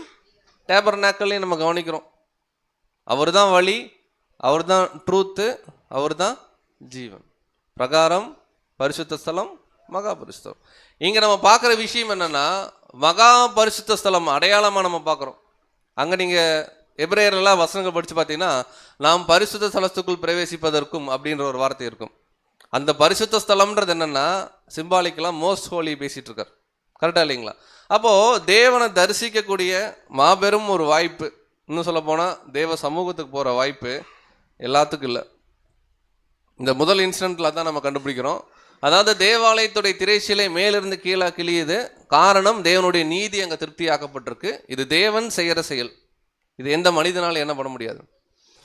இது தேவ நீதி திருப்தியான உடனே ஒரு வழி திறக்கப்படுது. இந்த வழி என்னன்னா, யாரெல்லாம் தேவனோடு அர்ப்பணம் செய்கிறாங்களோ, யாரெல்லாம் தேவன் ஆவியினால ஜெனிப்பிக்கப்படுதலுக்குள்ள கொண்டு வராங்களோ அவர்களுக்கு ஒரு மாபெரும் ஒரு வாய்ப்பு இருக்கு. அந்த வாய்ப்பு என்னன்னா, திரையை கடந்து உள்ள என்ன பண்ணலாம், போகலாம். உள்ள யார் இருக்காங்கன்னா, பிதாவாகிய தேவன். இப்போ கவனிக்கலாம் அன்பு சகோதர சகோதரிகளே, ஏதோ ஒரு டைப் அப்படி அதுக்கு பொருள் அப்படி மட்டும் நம்ம பார்க்கல. இப்போ இங்கே இருக்கிற நம்ம எல்லாம் ஆவியில் ஜெனிப்பிக்கப்பட்டிருக்கோமா இல்லையா? ஜெனிப்பிக்கப்பட்டோம், கரெக்டுங்களா? ஜெனிப்பிக்கப்பட்டவங்களுக்கு மீண்டும் ஒரு வாய்ப்பு இருக்கா? இல்லை. அப்போ நம்ம என்னைக்கு நம்ம கான்சன்ட்ரேட் பண்ணமோ, கான்சன்ட்ரேட் பண்ணி நான் ஜெனிப்பிக்கப்பட்டிருக்கேன்னு நான் எப்படி பிரதர் புரிஞ்சுக்கிறது அப்படின்னு ஒருவேளை நம்ம யோசிக்கிறதா இருந்துச்சுன்னா, சில அடையாளங்கள் இருக்குது ஜெனிப்பிக்கப்பட்டதுக்கு. என்னென்னா, நமக்கு சத்தியம் நல்லா புரியுது, எது உண்மையான வழின்னு தெரியுது, எப்படி இருந்தால் தேவன்கிட்ட போக முடியும்னு தெரியுது. இதெல்லாம் இந்த உணர்வெல்லாம் நமக்குள்ளே காணப்படுதுன்னு வச்சுக்கோங்களேன். எளிமையாக சத்தியம் கேட்கணுன்ற ஆர்வம் இருக்குது. இந்த உணர்வெல்லாம் இருந்தாலே கன்ஃபார்ம் பண்ணிக்கலாம் நம்ம ஆவியில் என்ன ஆயாச்சு, ஜெனிப்பிக்கப்பட்டது. Very basic. இப்போ ஜெனிப்பிக்கப்பட்டவங்களுக்கு 3 சாய்ஸ் இல்லை, தேவன் கொடுப்பார். நம்ம வேணால் பிரயாசப்படலாம். முதல் விஷயம் என்னென்னா, 1,44,000 நம்ம என்ன ஆகலாம்னா எலெக்டட் கிளாஸாக மாறலாம். ஒருவேளை அதில் நம்முடைய ஒரு வாழ்க்கை கொஞ்சம் குறைவாக காணப்படுது, கொஞ்சம் அந்த கொஞ்சன்றது எவ்வளோன்னு தேவன் சொல்லலை, குறைவாக காணப்படுதுன்னா கிரேட் கம்பெனியாக கிரேட் மல்டிடியூடாக போகலாம். இல்லை சில துணிகர பாவங்கள் நமக்குள்ளே காணப்படுது. இன்றைக்கி கூட விசுவாச பிரமாணம் வாசிக்கும் போது ரொம்ப கஷ்டமான அப்படின்னா ஒரு மாதிரி வித்தியாசமான ஃபீலிங்காக இருந்துச்சு. இப்போவுமே இந்த லைனை படிப்போம். ஆனால் மனப்பூர்வமாய் சீர்திருந்தாதவர்கள் 2ஆம் மரணத்தில் என்ன பண்ணுவார்கள்? தனியாக பாடமே நம்ம என்ன பண்ணலாம், அவ்வளோ டெப்த் இருக்குது. அப்போ இங்கே கவனிக்கிறோம், இந்த மாபெரும் வாய்ப்பு நம்முடைய ரட்சகர் கொடுத்தனால வந்துச்சுன்றது சந்தோஷம்தான். இந்த வாய்ப்புக்குள்ளே நம்ம வந்துட்டோம். பட் இந்த வாய்ப்பு இன்னும் உறுதியாகலை நமக்கு. அதை நம்ம என்ன ஆகலாம்னா ஃபீல் பண்ணலாம். அப்போ நமக்குண்டான ஓட்டத்தில் எப்படி நம்முடைய கர்த்தர் அந்த 33 வருஷ வாழ்க்கையில் கொஞ்சம் கூட அவர் என்ன ஆகலைன்னா தேவ நீதி விட்டு என்ன ஆகலை, விலகலை. அஃப்கோர்ஸ் நம்ம விலகுவோம், நம்ம பாவம் செய்வோம். இங்கே பலவீனத்து நிமித்தமாக செய்கிற பாவத்தை தேவன் என்ன பண்ணுறாங்கன்னா மன்னிக்கிறாங்க. பட் துணிகிற பாவத்தை தேவன் ஒருபோதும் மன்னிக்கிறதில்ல. அது யாருன்னுலாம் அங்கே க்ரைட்டீரியாலாம் கிடையாது. லூசிஃபருக்கே அந்த நிலை தான் அங்கே காணப்பட்டுச்சு இல்லைங்களா? அவரை மாதிரி அழகுள்ளவர் இல்லை, அவரை மாதிரி ஒரு என்ன சொல்கிறதுனா குட் கேரக்டர்ஸ் இருக்கிறவங்க யாரும் இல்லை. லூசிஃபருக்கே அந்த நிலைமைன்னா நம்மெல்லாம் ஒட்ட வைக்கப்பட்ட மரத்தில் இருக்கிறோம், கரெக்டாக இல்லைங்களா? ஒலிவ மரத்தில், காட்டு ஒலிவ மரத்தில். யூதர்களையும் தேவன் என்ன பண்ணல. அப்போ தேவ நீதிங்கிறது ஒன்று தான். எப்படி நீதி திருப்தியானோன்னு திரைச்சீலை கிழிக்கப்பட்டுச்சோ அதே போல தான் நமக்கு வாய்ப்பு வந்தது உண்மை. கர்த்தர் மறிச்சனால அது மாத்திரம் சந்தோஷமாக எடுத்துக்கிட்டு நம்ம வாழ்க்கையை நம்ம விட்டுறோம். அவர் எப்படி கமிட்டடாக இருந்தார் அவர் அர்ப்பணத்தில், அதே மாதிரி நாமும் இருக்கணும் அப்படிங்கிற ஒரு மாபெரும் ஒரு எச்சரிப்பை கூட இந்த இடத்துல என்ன பண்ணலாம்னா இந்த முதல் விஷயத்தில் நம்ம கற்றுக்கொள்ளலாம் அன்பு சகோதர சகோதரிகளே. ஸோ 2வது சம்பவம் என்ன அப்படின்னு பார்க்கும் பொழுது, கல்லறைகள் அங்கே என்ன இருக்கு, திறந்திருக்கு. கவனிக்கலாம். மத்தேயு 27ஆம் அதிகாரம் 52ஆம் வசனம். மத்தேயு 27ஆம் அதிகாரம் 52ஆம் வசனம். கல்லறைகளும் திறந்தது, நித்திரை அடைந்திருந்த அநேக பரிசுத்தவான்களுடைய சரீரங்களும் எழுந்திருந்தது. பாருங்க, இங்க என்ன வசனம் டைரக்டா நமக்கு எப்படி சொல்லப்பட்டிருக்குன்னா, கல்லறைகளும் திறந்தது, நித்திரை அடைந்த அநேக பரிசுத்தவான்கள் என்ன ஆயிட்டாங்க, எழுந்துட்டாங்க. இந்த வசனம் ப்ராபபிலி மேத்யூவில் மட்டும்தான் இருக்குன்னு நினைக்கிறேன், இதுலேயும் இருக்கிற மாதிரி ஞாபகம் இல்லை. ஸோ இங்கே என்ன கவனிக்கலாம்னா, நம்முடைய கர்த்தர் மறிச்ச உடனே திரைச்சீலை கிழியுது. 2வது ஈவெண்ட் என்ன நிகழுதுன்னா, கல்லறைகள் என்ன ஆயிருக்கு, ஓப்பன் ஆகிருக்கு. நிறைய பேர் செத்து போயிருந்தவங்க என்ன இருக்கிறாங்கன்னா எழுந்திருக்கிறாங்க. சரி பிரதர், அவர் மறிச்சதுக்கும் இதுக்கு என்ன சம்மந்தம் அப்படின்னு பார்க்கும்பொழுது, ஆக்சுவலாக அவரை கல்வாரியில் அவங்க சிலுவையில் அரைஞ்ச இடத்துக்கு பின்னாடி இன்னும் சொல்ல போனால் அதோடைய கீழ்ப்பகுதியில் என்ன தான் இருந்திருக்கு அப்படின்னு கேட்டிங்கன்னா, நிறைய கிரேவ் யார்ட்ஸ் இருந்திருக்கு. சில லெப்ரசி இருக்கிறவங்க கூட அங்கே என்ன இருக்காங்கன்னா இருந்திருக்காங்க. இந்த வசனத்தை அப்படியே நம்ம படிக்க போகிறோம். நம்ம இதில் ரொம்ப ஒரு நுணுக்கமான விஷயம் இல்லை, லிட்டரலாக என்ன இருக்கோ அப்படியே நம்ம எடுத்துக்கலாம். இங்கே முதல் பாயிண்ட் என்ன நம்ம கன்ஃபார்ம் பண்ணலான்னா, நித்திரை அடைந்திருந்த அநேக பரிசுத்தவான்கள் இருக்கு இல்லைங்களா? யார் இந்த பரிசுத்தவான்கள்? நம்ம நல்லா கவனிக்கலாம். இப்போதான் ஆண்டவரே மறிச்சிருக்காரு, இன்னும் பெந்தகோஸ்தை நாளே என்ன ஆகலை, வரல, இன்னும் ஆவியை பெற்றுக்கொள்ளக்கூடிய சுபாவமே வரல. இப்படி இருக்கும் பொழுது கவனிக்கணுமா? ஓகே, இந்த பாடத்துக்கு ஒருவேளை பவர் பாயிண்ட் இல்லைன்னா கூட நம்ம மேனேஜ் பண்ணலாம். சரி பிரதர்ஸ் பார்க்க.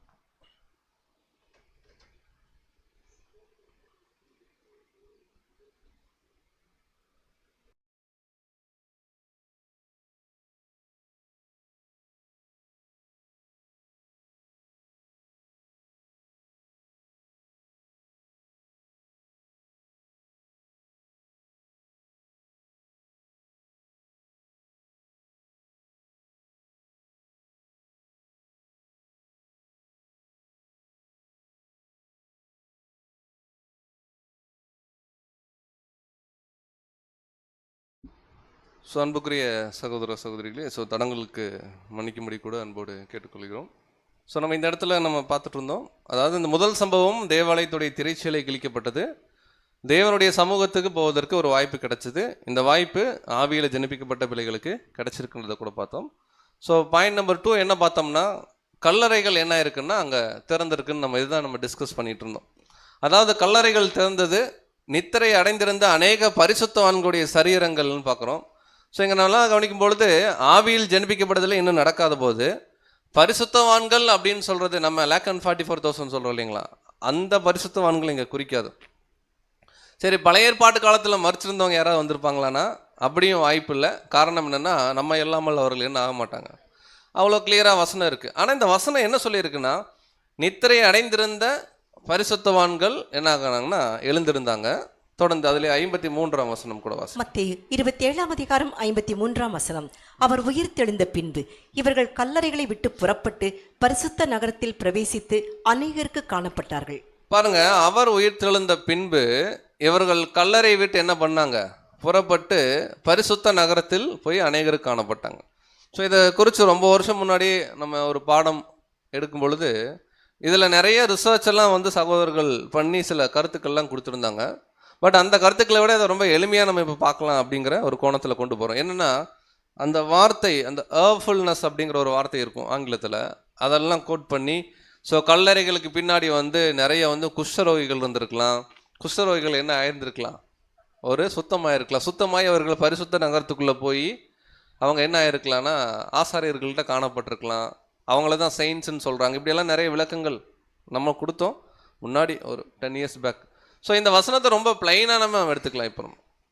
ஏன் அப்படின்னா, இங்கே இந்த பரிசுத்தவான்கள்ன்ற வார்த்தையை தான் எடுத்துக்கிட்டு கஷ்டமாக இருக்கும், இது யாருக்கு சூட் பண்ணுறதுன்னு. சகோதரர் என்ன சொல்கிறாருன்னா, இது ஒன்றும் இல்லை, எலிசா இறக்குறாரு, எலிசாவுடைய எலும்பு பட்டு என்ன ஆயிடுச்சு, ஒருத்தர் புதைக்க வராங்க, அவரு என்ன ஆயிட்டாருன்னா உயிர் தெழுந்துட்டார். கர்த்தர் இயேசு லாசரு என்ன பண்ணார், உயிர் தெழுப்பினார். அவர் உயிரோடு இருக்கும்போது ஒருத்தர் உயிர் தெழுப்பினார். அந்த மாதிரி இங்கே நிறைய டெட் பாடிஸ் இருந்திருக்கலாம், ரீசண்டாக இறந்தவங்க. அவங்களில் சிலர் என்ன ஆயிருந்திருக்கலாம் ஒரு மிராக்குலஸாக. எப்படி லாசரு 4 நாள் கழிச்சு என்ன ஆண்டவர் என்ன பண்ணார், நிறைய நம்ம ரீசனிங் கேட்போம், எல்லாத்துக்குமே பைபிளில் பதில் இருக்குது. சில நாள் ஆனாலும் இறந்தவர்கள் என்ன ஆயிருக்கலாம்னா உயிர் தெழுந்திருக்கலாம். கர்த்தர் இயேசுவுடைய மரணத்தின் நிமித்தமாக அங்கே தேவன் நிகழ்த்தின ஒரு அற்புதமாக தான் இதை நம்ம கன்சிடர் பண்ணுறோம். இதை குறித்து சகோதரரும் அந்த விளக்கம் தான் கொடுக்குறாங்க. The very most that could have taken place at that time would have been that some might have been awakened in just the same sense that Lazarus was awakened. அவ்வளோதான், லாசரு உயிர் தெழுந்த மாதிரி அதே சென்ஸில் நீங்கள் எடுத்துக்கலாம். ஒருவேளை சிலர் அங்கே உயிர் தெழுந்து வந்திருக்கிறாங்க நகரத்துக்குள்ளே, திருப்பி அவர்கள் கொஞ்ச நாளில் ஒரு 10 வருஷத்துலையோ 30 வருஷத்துலையோ என்ன ஆயிருந்திருக்கலாம், திரும்ப இறந்துருக்கலாம். ஸோ அந்த சென்ஸில் புரிஞ்சுக்கலாம். கல்லறைகள் அங்கே திறக்கப்பட்டிருக்கு, நித்திரை அடைந்த அநேக பரிசுத்தவான்கள் அப்படிங்கிற வார்த்தை பொதுவாக லாசரு மறித்து எப்படி உயிரோடு எழுந்தாரோ அந்த சென்ஸில் நம்ம எடுத்துக்கலாம். இங்கே பரிசுத்தவான்கள்னு சொன்னோன்னே சபையோ இல்லை ஏன்ஷியன் ஓத்திஸோ என்ன ஆகலை, ஏன்னா சபைக்குள்ளான ஓட்டமே ஆரம்பிக்கல. 11 பேர் எங்கே இருக்காங்கன்னு தெரியாமல் இருக்கிறாங்க அப்போஸ்தலர்கள். ஸோ அந்த சென்ஸில் இது ஒரு மிராக்கிள். ஒரு மிராக்கிளில் சில பேர் என்ன ஆயிருக்கிறாங்கன்னா உயிர் தெழுந்தது உண்மை, அவர்கள் நகரத்துக்குள்ளே போயிருக்கிறாங்க. திரும்பியும் கொஞ்ச நாள் அவங்க என்னதான் ஆயிருக்கணும் அப்படின்னு கேட்டிங்கன்னா மறிச்சு தான் இருக்கணும் அப்படிங்கிற ஒரு விளக்கத்தை நம்ம பார்க்கலாம். ஸோ இது எதற்கு அடையாளமாக இருக்குது அப்படின்னு பார்க்கும்போது பாருங்கள், முதல்ல திரைச்சீலை கிழிக்கப்பட்டது பரலோகத்துக்கு போகிறதுக்கு ஒரு வாய்ப்பு.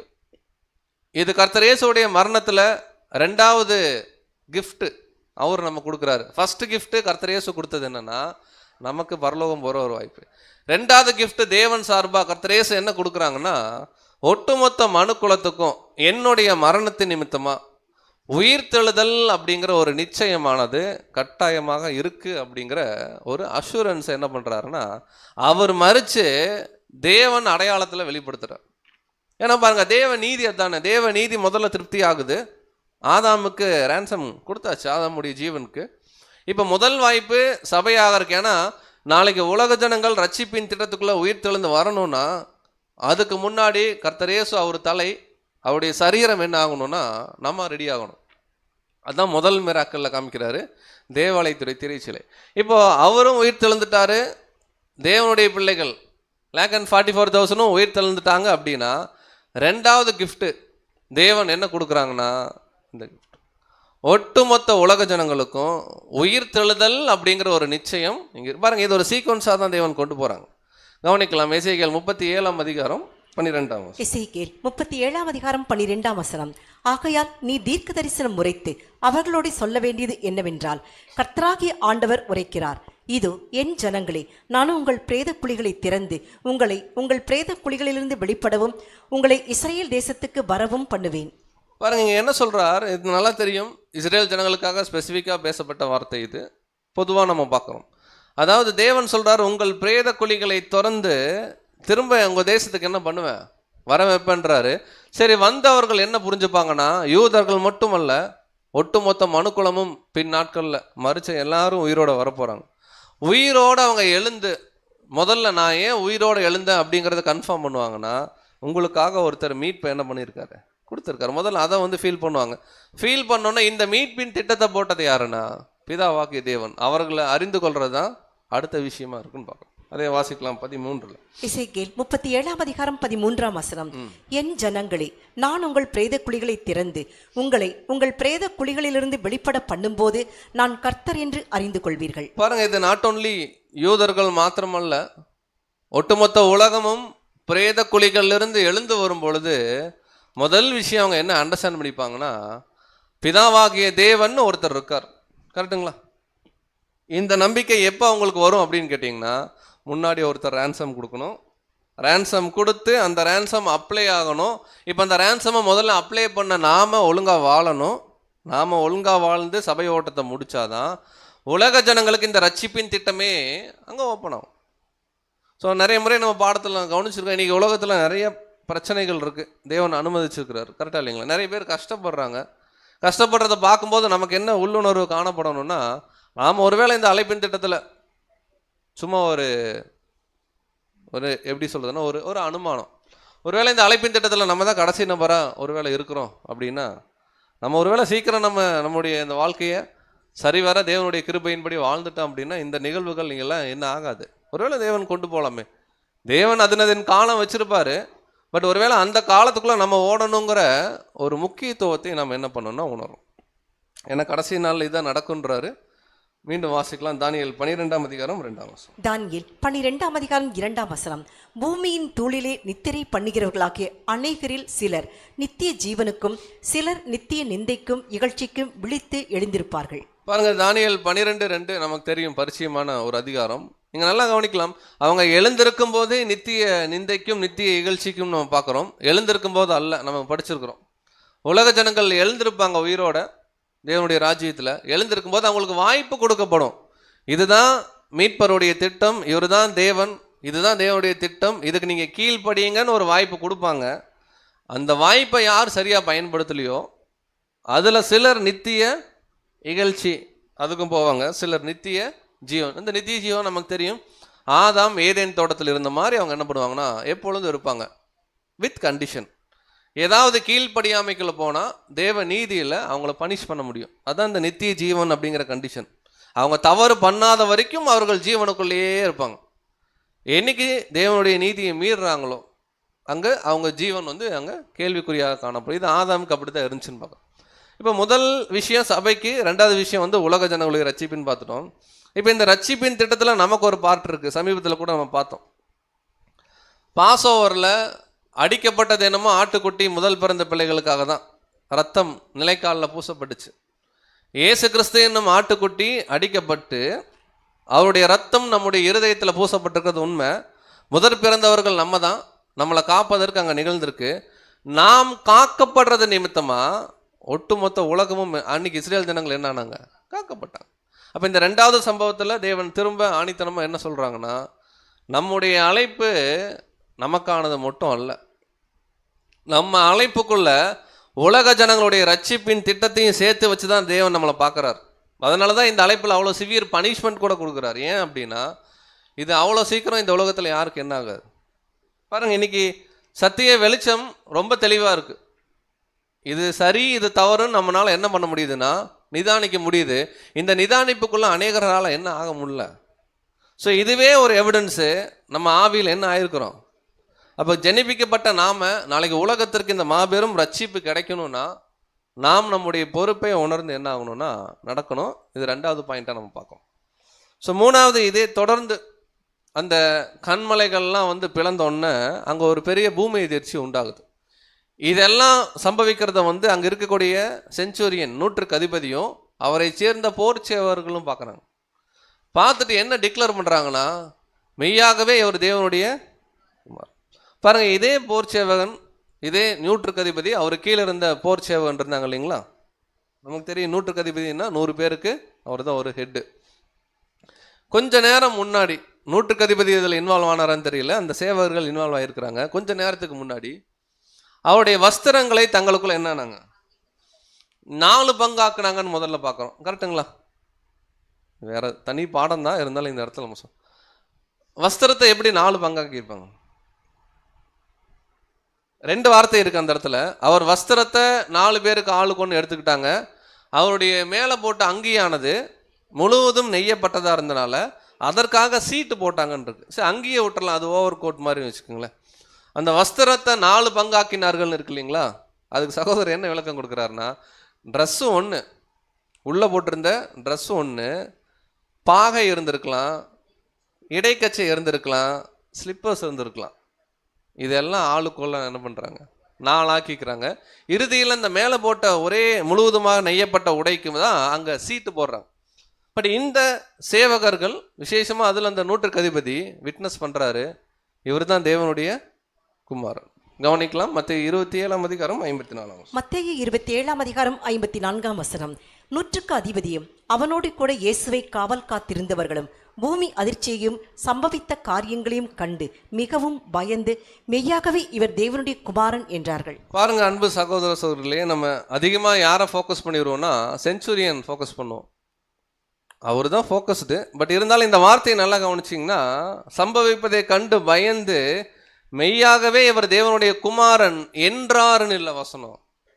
அங்கே இருக்கிற எல்லாருமே ஒரு குரூப் ஆஃப் பீப்புள் என்ன பண்ணியிருக்காங்கன்னா, இவர் தான் சன் ஆஃப் காடுன்னு இருக்கு. கரெக்டுங்களா? அப்போ நல்லா கவனிங்க, ரட்சிப்பின் திட்டத்தை நீங்கள் எடுத்து பாருங்க. முதல்ல சபை அழைப்பு, திரைச்சீலை கிழிக்கப்படுது, சபை கோர்ஸ் முடிக்கணும். சபை கோர்ஸ் முடிச்சா உலக ஜனங்கள் உயிர் தள்ளணும். அதான் 2வது பாயிண்ட்டு. கல்லறைகள் என்ன ஆகுது, திறக்கு. இப்போ உலக ஜனங்கள் உயிர் தெழுந்துட்டாங்கன்னா அவங்க ஜீவனுக்குள்ளே தொடர்ந்து இருக்கணும்னா இவர் தான் மேசியாங்கிறத அவங்க என்ன ஆகணும், ஒத்துக்கணும். அப்படியே தேவன் சீக்வன்ஸ் என்ன பண்ணுறார், திட்டத்தை கொண்டு வர்றார். சரி, உலக ஜனங்கள் உயிர் தெழுந்து மேசியா இவர் தான் ஒத்துக்கிறதுக்கு முன்னாடி லிட்ரலாக அங்கே ஒரு செஞ்சுரியன் என்ன பண்ணுறாருன்னா அவங்க சேர்ந்தவங்களும் ஒத்துக்கிறாங்க. சரி, இதுக்கு முன்னாடி யாரெல்லாம் இயேசு கிறிஸ்துவ மேசியான்னு சொல்லியிருக்காங்க? இஸ்ரேல் ஜனங்களா?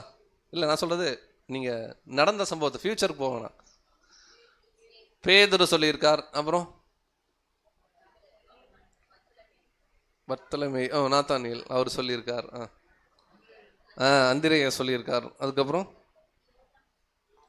யோவான் சொல்லியிருக்கார். அதுக்கப்புறம் நீங்கள் என்ன சொன்னாலும் அதுக்கப்புறம் தான் சொல்லணும். நாம் என்ன பண்ணியிருக்கோம், இவர் தான் ரட்சகர்னு என்ன பண்ணியிருக்கோன்னா ஃபீல் பண்ணியிருக்கோம். நீங்கள் சொன்ன மாதிரி அத்தனை பேரும் சொல்லியிருக்காங்க. அதை கூட நம்ம ரீகால் பண்ணிக்கலாம். யோவான் 1ஆம் அதிகாரம், இதுக்கு முன்னாடி ஃபர்ஸ்ட் இவர் தான் வந்து மேசியா அப்படிங்கிறத பேதுருவிட்டு என்ன பண்ணுறாருன்னா, ஆண்ட்ரூ என்ன பண்ணுறாருன்னா டிஸ்கஸ் பண்ணுறாரு. வாசிக்கலாம். யோவான் 1:41. யோவான் 1ஆம் அதிகாரம் 41ஆம் வசனம். அவன் முதலாவது தன் சகோதரனாகி சீமோனை கண்டு மேசியாவை கண்டோம் என்று சொன்னான். மேசியா என்பதற்கு கிறிஸ்து என்று அர்த்தமாம். ஸோ முதல்ல அந்திரேயா ஆக்சுவலாக ஒரு மறைக்கப்பட்ட மாமனிதர் தான்.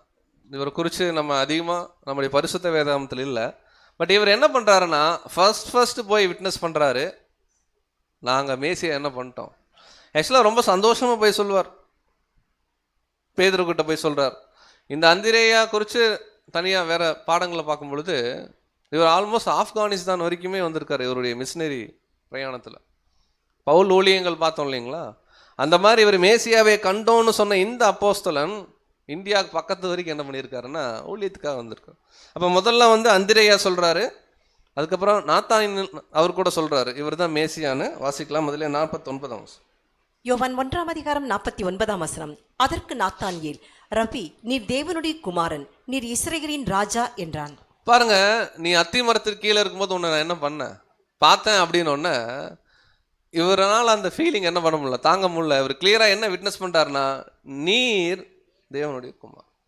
இதுதான் பின்னாடி பேதுரு என்ன பண்ணாருன்னா சொன்னார், நீர் இஸ்ரேலின்.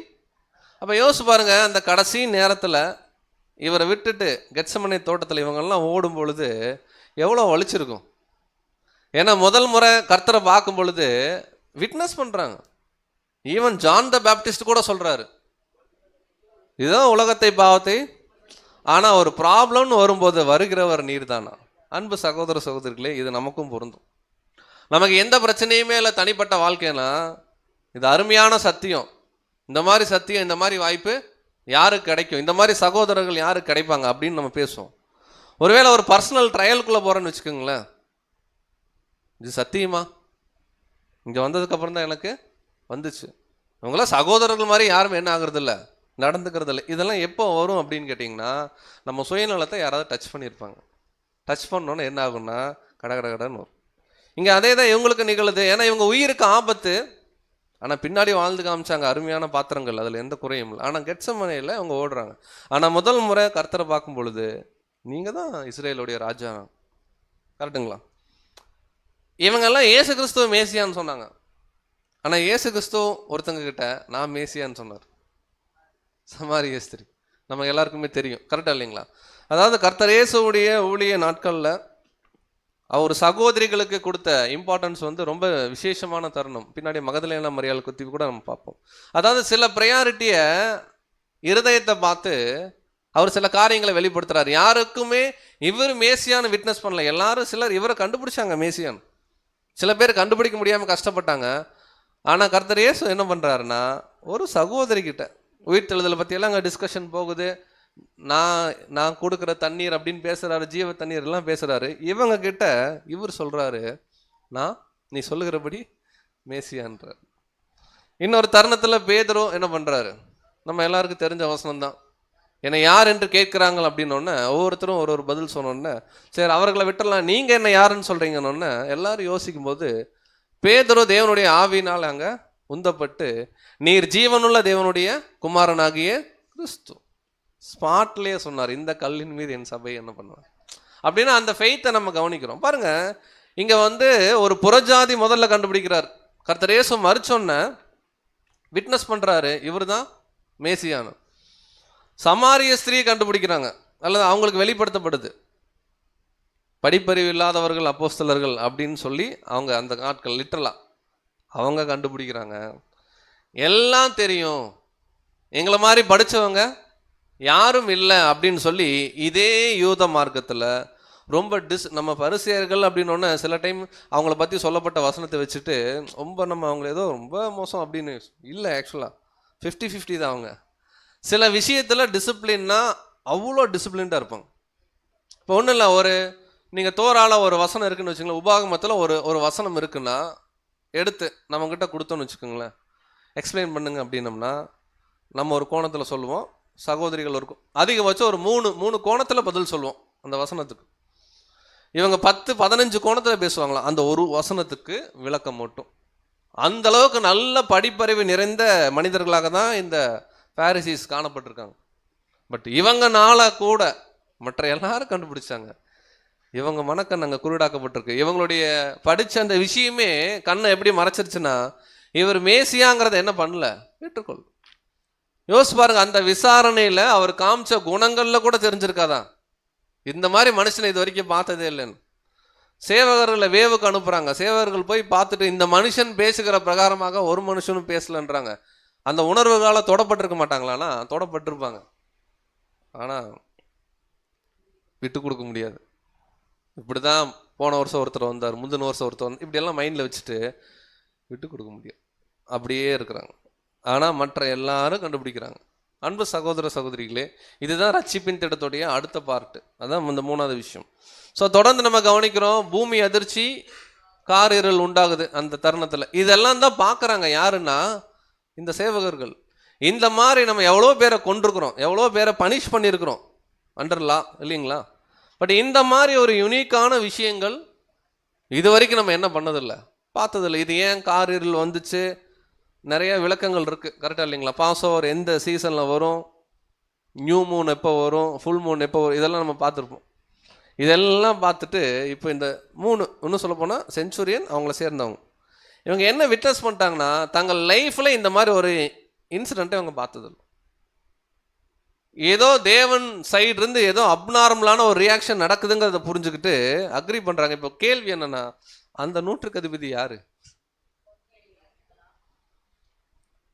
ஸ்ட்ராங்காக பதில் ஆரம்பிச்சாங்க. அப்புறம் இருக்கலாம், கொர்நேலியுவா இருக்கலாம். நானும் அதான் சொல்கிறேன், இருக்கலாம். ஏன்னா நம்முடைய பரிசுத்த வேதாகமத்தில் 3 இடங்கள்ல நூற்றுக்கு அதிபதி பற்றி வருது.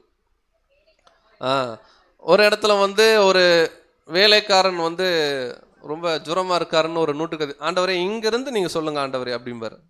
அவர் ஒருத்தர். அடுத்து கொர்நேலியோ. அடுத்து இந்த இன்சிடெண்ட். ஸோ நம்முடைய மூத்த சகோதரர் இந்த 3, அதாவது பர்டிகுலராக இந்த சிலுவை கிட்ட இருந்த இந்த நபர் வந்து கொர்நேலியுவாக இருந்திருக்கலாம் அப்படின்னு ஒரு ரீபிரிண்டில் பிரதர் கமெண்ட் கொடுத்துருக்காரு. இன்னொரு ரீபிரிண்டில் என்ன கமெண்ட் கொடுத்துருக்காருன்னா, இந்த 3 பேருமே 3 டிஃப்ரெண்ட் இண்டிவிஜுவல்ஸாக இருக்கிறதுக்கு வாய்ப்பு இருக்குன்னு கொடுத்துருக்காரு. ஸோ அதனால் இது கொர்நேலியுவாக இருந்திருக்கலான்னு சொன்னால் பாடத்துக்கு சுவாரஸ்யமாக இருக்கும். பட் அப்படி இருந்திருக்கிறதுக்கு நமக்கு வாய்ப்பு இருக்குமான்னு தெரியல. அங்கே ஏன்னா 3 பேர் இதை குறித்து ஒரு ரெஃபரன்ஸ் இருக்குது, அதை மட்டும் படிக்கலாம். ரீபிரிண்ட்ஸில் 3755 பேரா நம்பர் 4. ரோம சேவகர்களுக்கு அதிகாரியான ஒரு நூற்றுக்கு அதிபதி இங்கு வாழ்ந்து கொண்டிருந்தார்.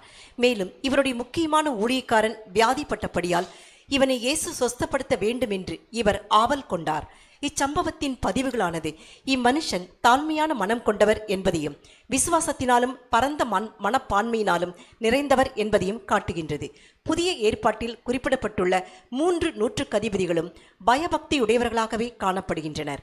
நூற்றுக்கு அதிபதியும் அவனோடு கூட இயேசுவை காவல் காத்திருந்தவர்களும் பூமி அதிர்ச்சியையும் சம்பவித்த காரியங்களையும் கண்டு மிகவும் பயந்து மெய்யாகவே இவர் தேவனுடைய குமாரன் என்றார்கள். இத்தாலியா பட்டாளம் எனப்பட்ட பட்டாளத்திலே நூற்றுக்கு அதிபதியாக கொர்நேலியு என்னும் பெயர் கொண்ட ஒரு மனுஷன் சிசரியா பட்டணத்திலே இருந்தான். இந்த கொர்நேலியு என்பவரே புறஜாதியிலிருந்து முதலாவதாக கிறிஸ்தவ மார்க்கத்திற்கு மாறினவர் ஆவார். ஸோ சகோதரரும் இந்த 3 சென்ச்சுரியன்ஸ் நூற்றுக்கு அதிபதிகள் பற்றி பேசுகிறாரு. பட் எப்படி நம்ம எடுத்துக்கலாம்னா, நூற்றுக்கு அதிபதிகள் அப்படின்றது 3 இடத்துல பைபிளில் வருது. 3 பேருமே வந்து ஒரே பர்சனாலிட்டியா இல்லை வந்து இந்த 2 இன்சிடெண்ட்டில் வர்றவங்க மட்டும் கொர்நேலியுவா அப்படிங்கிறது சரியான விளக்கம் நமக்கு இல்லை. நம்ம எப்படி எடுத்துக்கலாம்னா, அந்த குணங்கள்லேருந்து எடுத்துக்கலாம். பிரதர் ஒரு பாயிண்ட் ஹைலைட் பண்ணுறாரு. இந்த நூற்றுக்கு அதிபதி 3 பேர் வராங்க. ஆனால் இந்த 3 பேருமே எப்படி இருக்கிறாங்கன்னா, ரொம்ப ஹம்பிள் ஹார்ட்டடு, இன்னும் சொல்ல போனால் நல்ல தேவனுக்கு பயந்து. கொர்நேலியுவே நம்ம எடுத்துக்கலாமே. கொர்நேலியோ தேவன் அவருக்கு ஒரு அசூரன்ஸ் கொடுக்கறதுக்கு முன்னாடியே அவன் நல்லவன் அப்படின்னு பேர் வாங்க. நல்லவன் பேர் அவ்வளோ சீக்கிரம் என்ன பண்ண முடியாது. நம்ம நல்லவன் இல்லை, அது வேறு விஷயம்னு வச்சுக்கோங்களேன். ஏன்னா கர்த்தரையே ஒரு முறை வந்து அவர் நல்லவர்னு அவர் என்ன சொன்னார்னா, என் பிதா ஒருவரை தவிர. ஆனால் இங்கே பாருங்க, கிளியராக தேவன் சர்டிஃபிகேட் கொடுக்குறாரு. கொர்நேலி என்னும் இதே போல தான் அந்த நூற்றுக்கு அதிபதி சிலுவை முன்னாடி நிற்கும் பொழுது அவங்க ஜஸ்ட் லைக் தட் பயந்து மட்டும் சொல்லலை, அவங்க சில உணர்வுகளால் தொடப்பட்டிருக்கணும். அதை விட்னஸ் பண்ணுறாங்க. ஒருவேளை தான் இது கூட அதே நூற்றுக்கு அதிபதி அப்படியே ஜீலாக இருந்து அவர் கொர்நேலி தான் அப்படின்னு இருந்தாலும் ரொம்ப சந்தோஷம்தான். பட் நமக்கு அதுக்கான பதில் தெரியல. இப்போது நல்லா கவனிக்கலாம். மேசியான்னு அட்ரஸ் பண்ணுறாரு, இவர் தான் தேவகுமாரன் சொல்கிறாரு.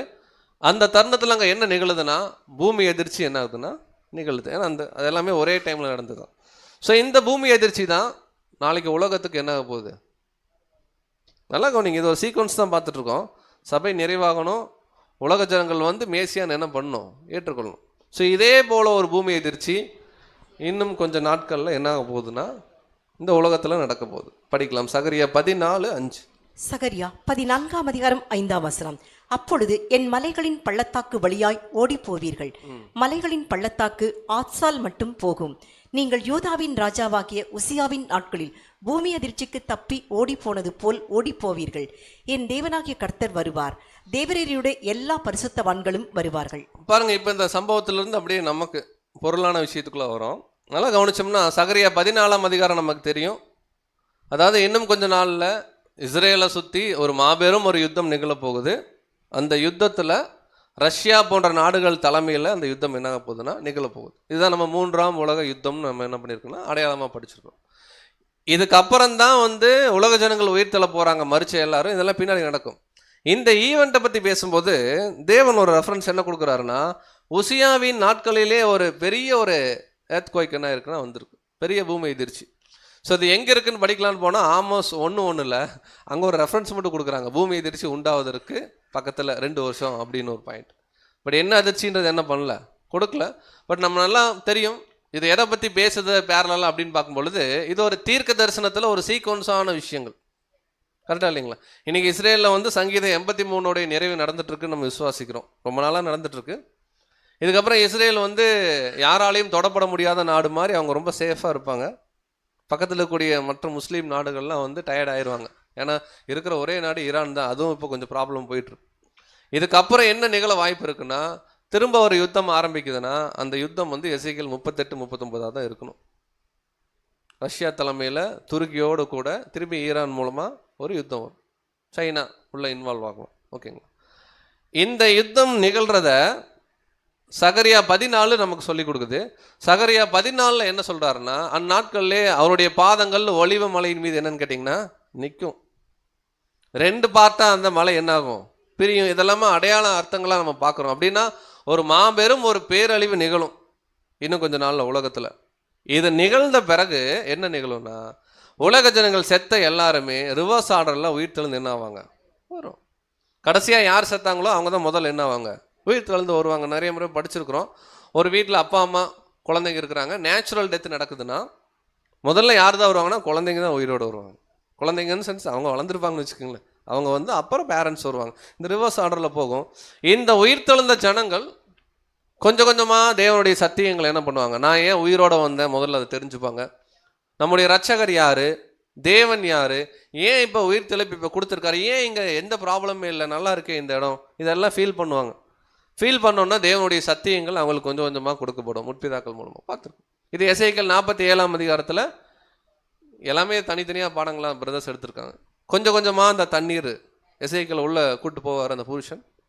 முதல்ல கணுக்கால், முழங்கால், இடுப்பு, நீச்சாலம். நீச்சாலம்னு என்னென்னா தேவனுடைய அன்பில் அவங்க வந்து எப்படி சொன்ன அபரிவிதமாக பழகக்கூடிய ஒரு தருணம்.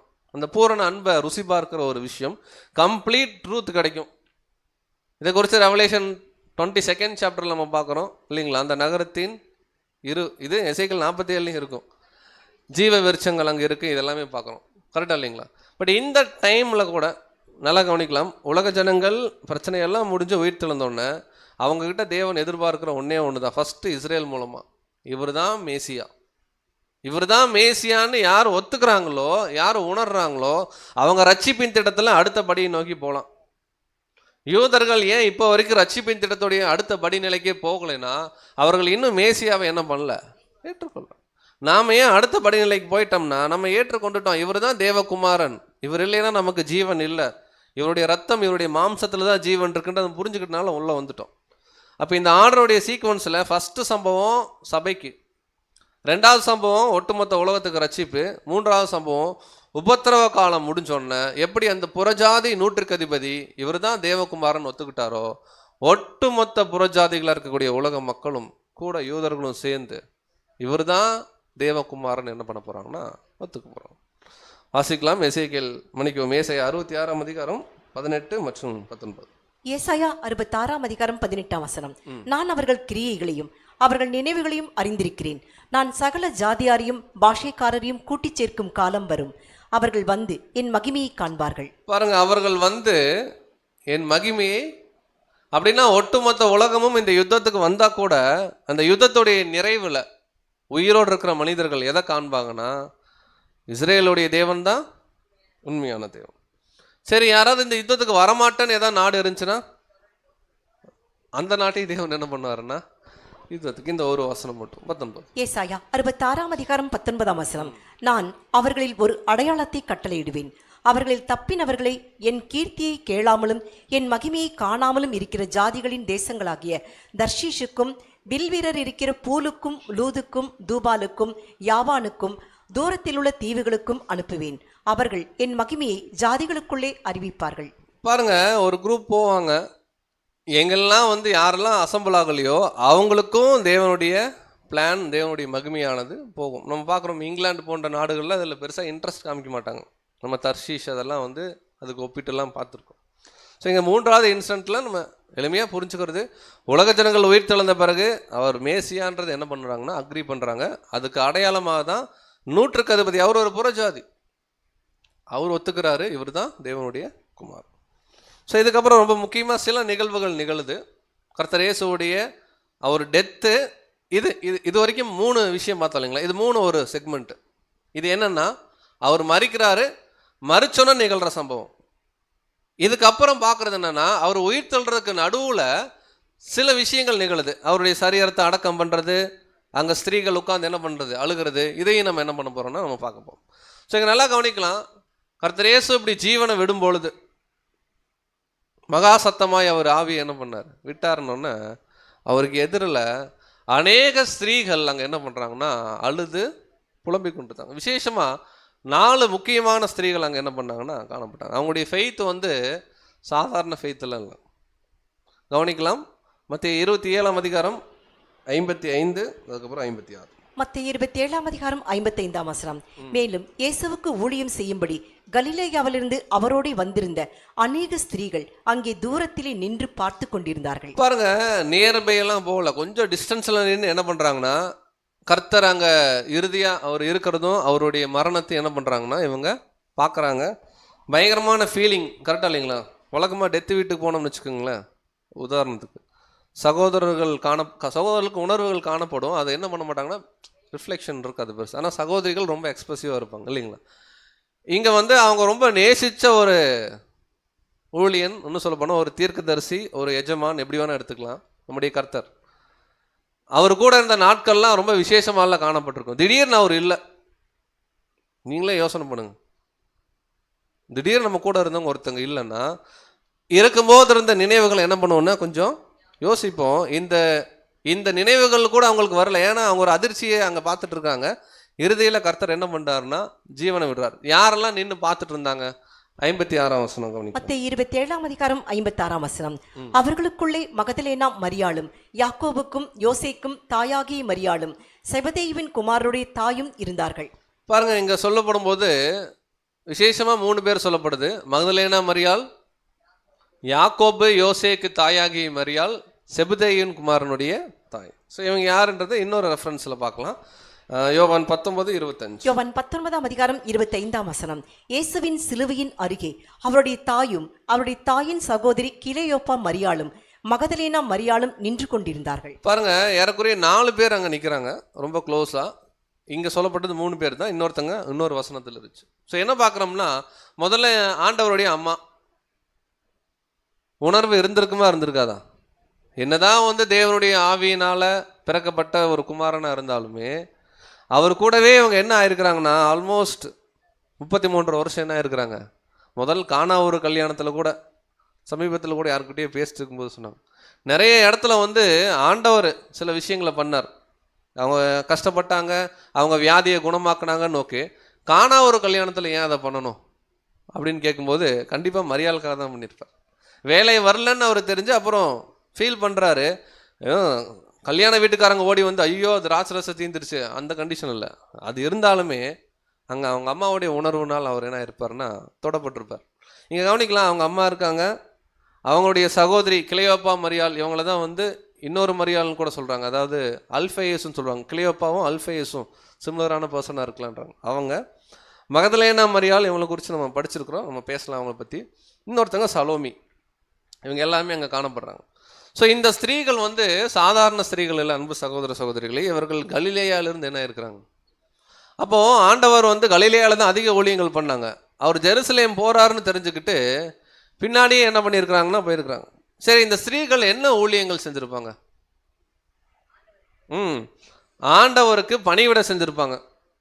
அவருடைய உடையை பராமரிக்கிற வேலை, ஒருவேளை உணவுகளில் ஏதாவது தேவைகள் இருக்குது, உணவு தயாரிக்கணும் அப்படின்னா சில அரேஞ்ச்மெண்ட்ஸ் ஒர்க் எல்லாமே. ஏன்னா அங்கே அப்போஸ்தலர்கள் விசேஷமான சில ஊழியங்கள் காணப்பட்டிருக்கலாம். பட் இவங்களுடைய ஊழியம் வந்து ரொம்ப ஹவுஸ் ஹோல்டு ஒர்க் மாதிரி தான் அங்கே காணப்பட்டிருக்கும். ஆனால் இதுவும் ரொம்ப இம்பார்ட்டண்ட்டான ஒரு மினிஸ்ட்ரி.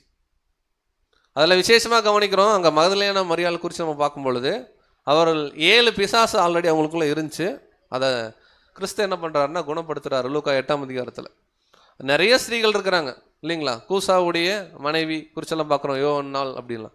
இந்த ஸ்திரீகள் எல்லாம் வந்து நிற்கிறாங்க. ஆக்சுவலாக எல்லாருமே இருந்திருக்கணும், பட் ஸ்பெசிஃபிக்காக இந்த 4 பேர் அங்கே காணப்பட்டிருக்கிறாங்க. இவங்க எப்படி இருந்திருக்கிறாங்கன்னா ரொம்ப தைரியமான ஒரு சகோதரிகளாக இருந்திருக்கிறாங்க. ஏன்னா இந்த இடத்துல 11 அப்போஸ்தலர்கள் இல்லை. அன்பு சகோதர சகோதரிகளே, சிலுவைக்கு முன்னாடி யோவான் மட்டும் சகோதரி சொன்னான் இல்லை. ஆனால் இந்த ஸ்திரீகள் அங்கே விசுவாசமோடு சரி ஏதாவது ஒரு மிராக்கள் நடந்துடாதா, எப்படியாவது கர்த்தர் அங்கேருந்து இறங்கி வந்துட மாட்டாரா, இந்த ஒரு எதிர்பார்ப்பில் அங்கே காணப்படுறாங்க. ரொம்ப தைரியமாக இருந்திருக்கிறாங்க. கரெக்டுங்களா? யார் மாதிரினா தெபோராள் மாதிரி. எவ்வளோ நியாயாதிபதிகள் இஸ்ரேலில் வரலாம், ஆனால் தெபோராள் மாதிரி என்ன பண்ண முடியாது. பெரிய பிரச்சனை. கரெக்டாக இல்லைங்களா? ஆனாலும் அங்கே போராடினாங்க. நமக்கு தெரியும் சகோதரிகளில் சில பேரை நம்ம எடுக்கிறதா இருந்துச்சுன்னா அதில் ரொம்ப விசேஷமான ஒரு பாத்திரமாக இருக்கும். பட் ஆனால் இந்த ஸ்திரீகள், கலிலேயாவிலிருந்து வந்த இந்த ஸ்திரீகள், இன்னும் சொல்ல போனால் கர்த்தருடைய மாம்சீக அம்மா, இவங்க எல்லாருமே எடுத்தோன்னே வந்து சிலுவை கிட்ட ஓடி வந்தாங்களான்னா இல்லை. அவங்களுக்கு நியூஸ் போனதே ரொம்ப லேட்டாக இருக்குது. காரணம், அன்னைக்கு நைட்டு அப்போஸ்தலர்கள் ஓடினவங்க தான். அவங்க கண்டிஷன் சிலுவையில் ஆண்டவர் ஜீவன் விடும்போது கூட அவங்க எங்கே இருந்தாங்கன்னு தெரியாது. யோவான் மட்டும்தான் அங்கே இருக்கிறாரு. கரெக்டாக இல்லைங்களா? ஆனால் இந்த ஸ்திரீகளுக்கு லேட்டாக தான் நியூஸ் போயிருக்கு, அதிகாலையில் தான் தெரிஞ்சிருக்கு. கர்த்தர் என்ன பண்ணிட்டாங்க, பிடிச்சிட்டு போயிட்டாங்க அப்படின்லாம் ஓடுறாங்க. பிரதர் என்ன வார்த்தை கொடுக்குறாருன்னா, தே வேர் லாஸ்ட் டு த கிராஸ். அவங்க கிராஸுக்கு வந்தது என்னமோ கடைசியாக தான்.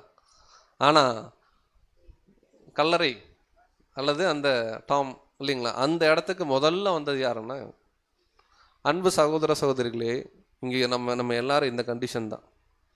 நாம் 7 கால சபையில் கடைசியாக தான் சிலுவைக்கு முன்னாடி வந்திருக்கிறோம். கரெக்டுங்களா? ஆனால் உயிர்த்தெழுதல் நிச்சயத்தில் நம்முடைய பார்ட் இருக்கு. இந்த மாதிரி ஜீலா நம்மளுடைய ரிசரக்ஷனும் ரொம்ப குயிக்காக இருக்கும், வெயிட் பண்ண வேணாம். இதே மாதிரி இந்த ஸ்திரீகள் என்ன பண்ணுறாங்கன்னா, அவருடைய சரீரம் அங்கேருந்து இறக்கின உடனே அதுக்கப்புறம் நடக்கிற எல்லா ப்ராசஸ்லையும் இவங்களுடைய ஊழியம் இருந்துச்சு. ஆனால் இந்த தருணத்தில் 11 அப்போஸ்தலர்கள், தேவன் அதை சைலண்ட்டாக வச்சுருக்கார். தெரியல, அவங்க போய் ஒரு இடத்துல என்ன இருக்கணும்னா அமைதியாக அவங்க மறைஞ்சு தான் அங்கே இருந்திருக்குன்னு பார்க்குறோம். ஸோ முதல் முறையாக நம்முடைய ரட்சகர் உயிர் தளரார் இல்லைங்களா? அதுதான் இன்றைக்கி உலகம் கொண்டாடிட்டு இருக்கு. அப்படி உயிர் தழும்போது கூட பேதுரு, நீ வாப்பா, நான் முதல்ல உனக்கு தான்ப்பா காமிக்கணும் அப்படின்னு அவர் சொல்லு. அப்படின்னா அங்கே வந்து என்ன வந்து கவனிக்கலாம்னா, அன்பு சகோதர சகோதரி, எங்கள் ஊழியத்தில் சகோதரர்கள் சகோதரிகள் ஊழியங்களில் வேணால் வேறுபாடு இருக்குது. இவங்க பேசலாம், இவங்க வந்து ஜபம் பண்ணலாம், இவங்க இது பண்ணலான்னு. பட் மகிமை அப்படிங்கிற பாயிண்ட் வரும்போது அங்கே ஆண் என்றும் இல்லை, பெண் என்றும் இல்லை. பிரதர்ஸுக்கு இருக்கிற அத்தனை இம்பார்ட்டன்ஸும் சகோதரிகளுக்கு தேவன் அவருடைய திட்டத்தில் அபரிவிதமாக வச்சுருக்கார். அதனால தான் உயிர் தெழுந்தோடனே கல்லறைக்கிட்டேயே வெயிட் பண்ணுறாங்க. யாருன்னா மேரி மக்தலேன், அவங்களுக்கு தான் ரிவீல் பண்ணுறாரு. வாசிக்கலாம் லூக்கா 24:10. லூக்கா 24:10. இவைகளை அப்போஸ்தலருக்கு சொன்னவர்கள் மகதலேனா மரியாளும் யோவன்னாலும் யாக்கோவின் தாயாகி மரியாளும் இவர்களுடனே கூட இருந்த மற்ற ஸ்திரீகளுமே. பாருங்க, அப்போஸ்தலர்கள் என்ன அர்த்தம்? அனுப்பப்பட்டவர்கள் என்ன? போய் சுவிசேஷத்தை சொல்லணும். அப்போஸ்தலர்களுக்கே ஒருத்தங்க அனுப்பப்பட்டிருக்கிறாங்க. யாருன்னா இந்த அன்பு சகோதரிகள். ஸோ முதல்ல மகதலேனா மரியாள், அவங்கள குறித்து கண்டிப்பாக ப்ராபபிளி நம்ம பார்க்கலாம் நெக்ஸ்ட் இயர். ரொம்ப அருமையான ஒரு சகோதரி. அவங்க வந்து ஒரு ஏக்கத்தில் இருக்கிறாங்க. அப்படி இருக்கும் பொழுது இங்கே கிளியராக அவர் தோட்டக்காரன்னு பார்க்குறாங்க. அவரை வந்து ஹோல்டு பண்ணிக்கணும்னு நினைக்கிறாங்க. டு நாட் பிஞ்ச் மீ அப்படிம்பாரு இங்கிலீஷில் நம்ம கவனிக்கும் போது. ஏன்னா வந்து பிடிச்சு வைக்காத, தொடாத இல்லை, பிடிச்சு வைக்காத, பிதா கிட்ட என்ன பண்ணோம், அவர் தான் எனக்கும் அப்பா, அவர் தான் உங்களுக்கும் அப்பா அப்படின்னு பேசுவார் போகணுன்னு. ஸோ இந்த ஸ்திரீகள் தான் போய் என்ன பண்ணுறாங்கன்னா சொல்கிறாங்க. அப்போ நல்லா கவனிக்கலாம். அந்த முதல் பார்த்த 3 விஷயங்கள் டாக்டரின் ஓரியன்டாக இருந்துச்சு. பட் சிலுவை முன்னாடி இருந்த ஸ்திரீகள் விஷயத்தில் நம்ம டாக்டரினா என்ன பார்க்குறோம்னா, அவங்களுடைய அர்ப்பணிப்பு இங்கே ரொம்ப முக்கியம். அதிகாலமே இருட்டோடு எழுந்து, கல்லறைன்ற இடம் தெரியும் இல்லைங்களா, போகும்போதே ஒரு 2 பேர் கூட இருந்தால் தான் அங்கே ஃப்ரீயாக போக முடியும். மைண்டு எதை பற்றி யோசிக்கல, என்னெல்லாம் இருக்கோ ஓய்வு நாள் எப்போ முடியும்னு வெயிட் பண்ணிட்டு கடந்து போகணும். பாருங்கள், இந்த அவருடைய உயிர்த்தெழுதலுக்கு இதுக்கு நடுவில் இன்னொரு அருமையான சில சகோதரர்கள் அவருடைய சரீரத்தை என்ன பண்ணாங்கன்னா அடக்கம் பண்ணணும். இவங்களெல்லாம் விசேஷமாக இந்த தருணத்தில் நம்ம படித்தாதான் உண்டு. கரெக்டாக இல்லைங்களா? ஸோ அரிமத்தியா ஊரானாகிய யோசேப், வாசிக்கலாம் மற்ற 27:57. மத்தேயு 27:57 வசனம்.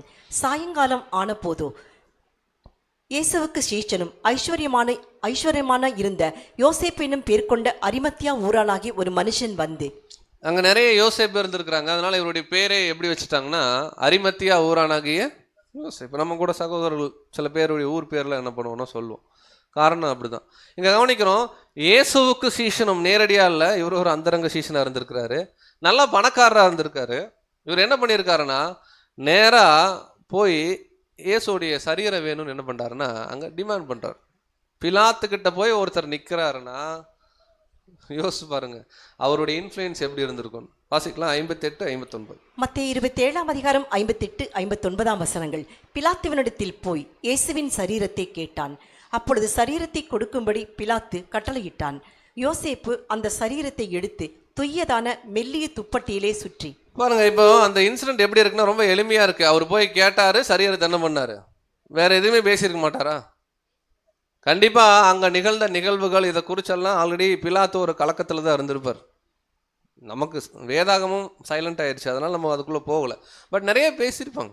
ஏதோ ஒரு சில காரியங்கள் வினாவி இருப்பார் அவரை குறித்து. நீ ஏன் வாங்க வந்திருக்க, உனக்கு அவருக்கு என்ன சம்மந்தம், இதெல்லாம் நடந்திருக்கும்.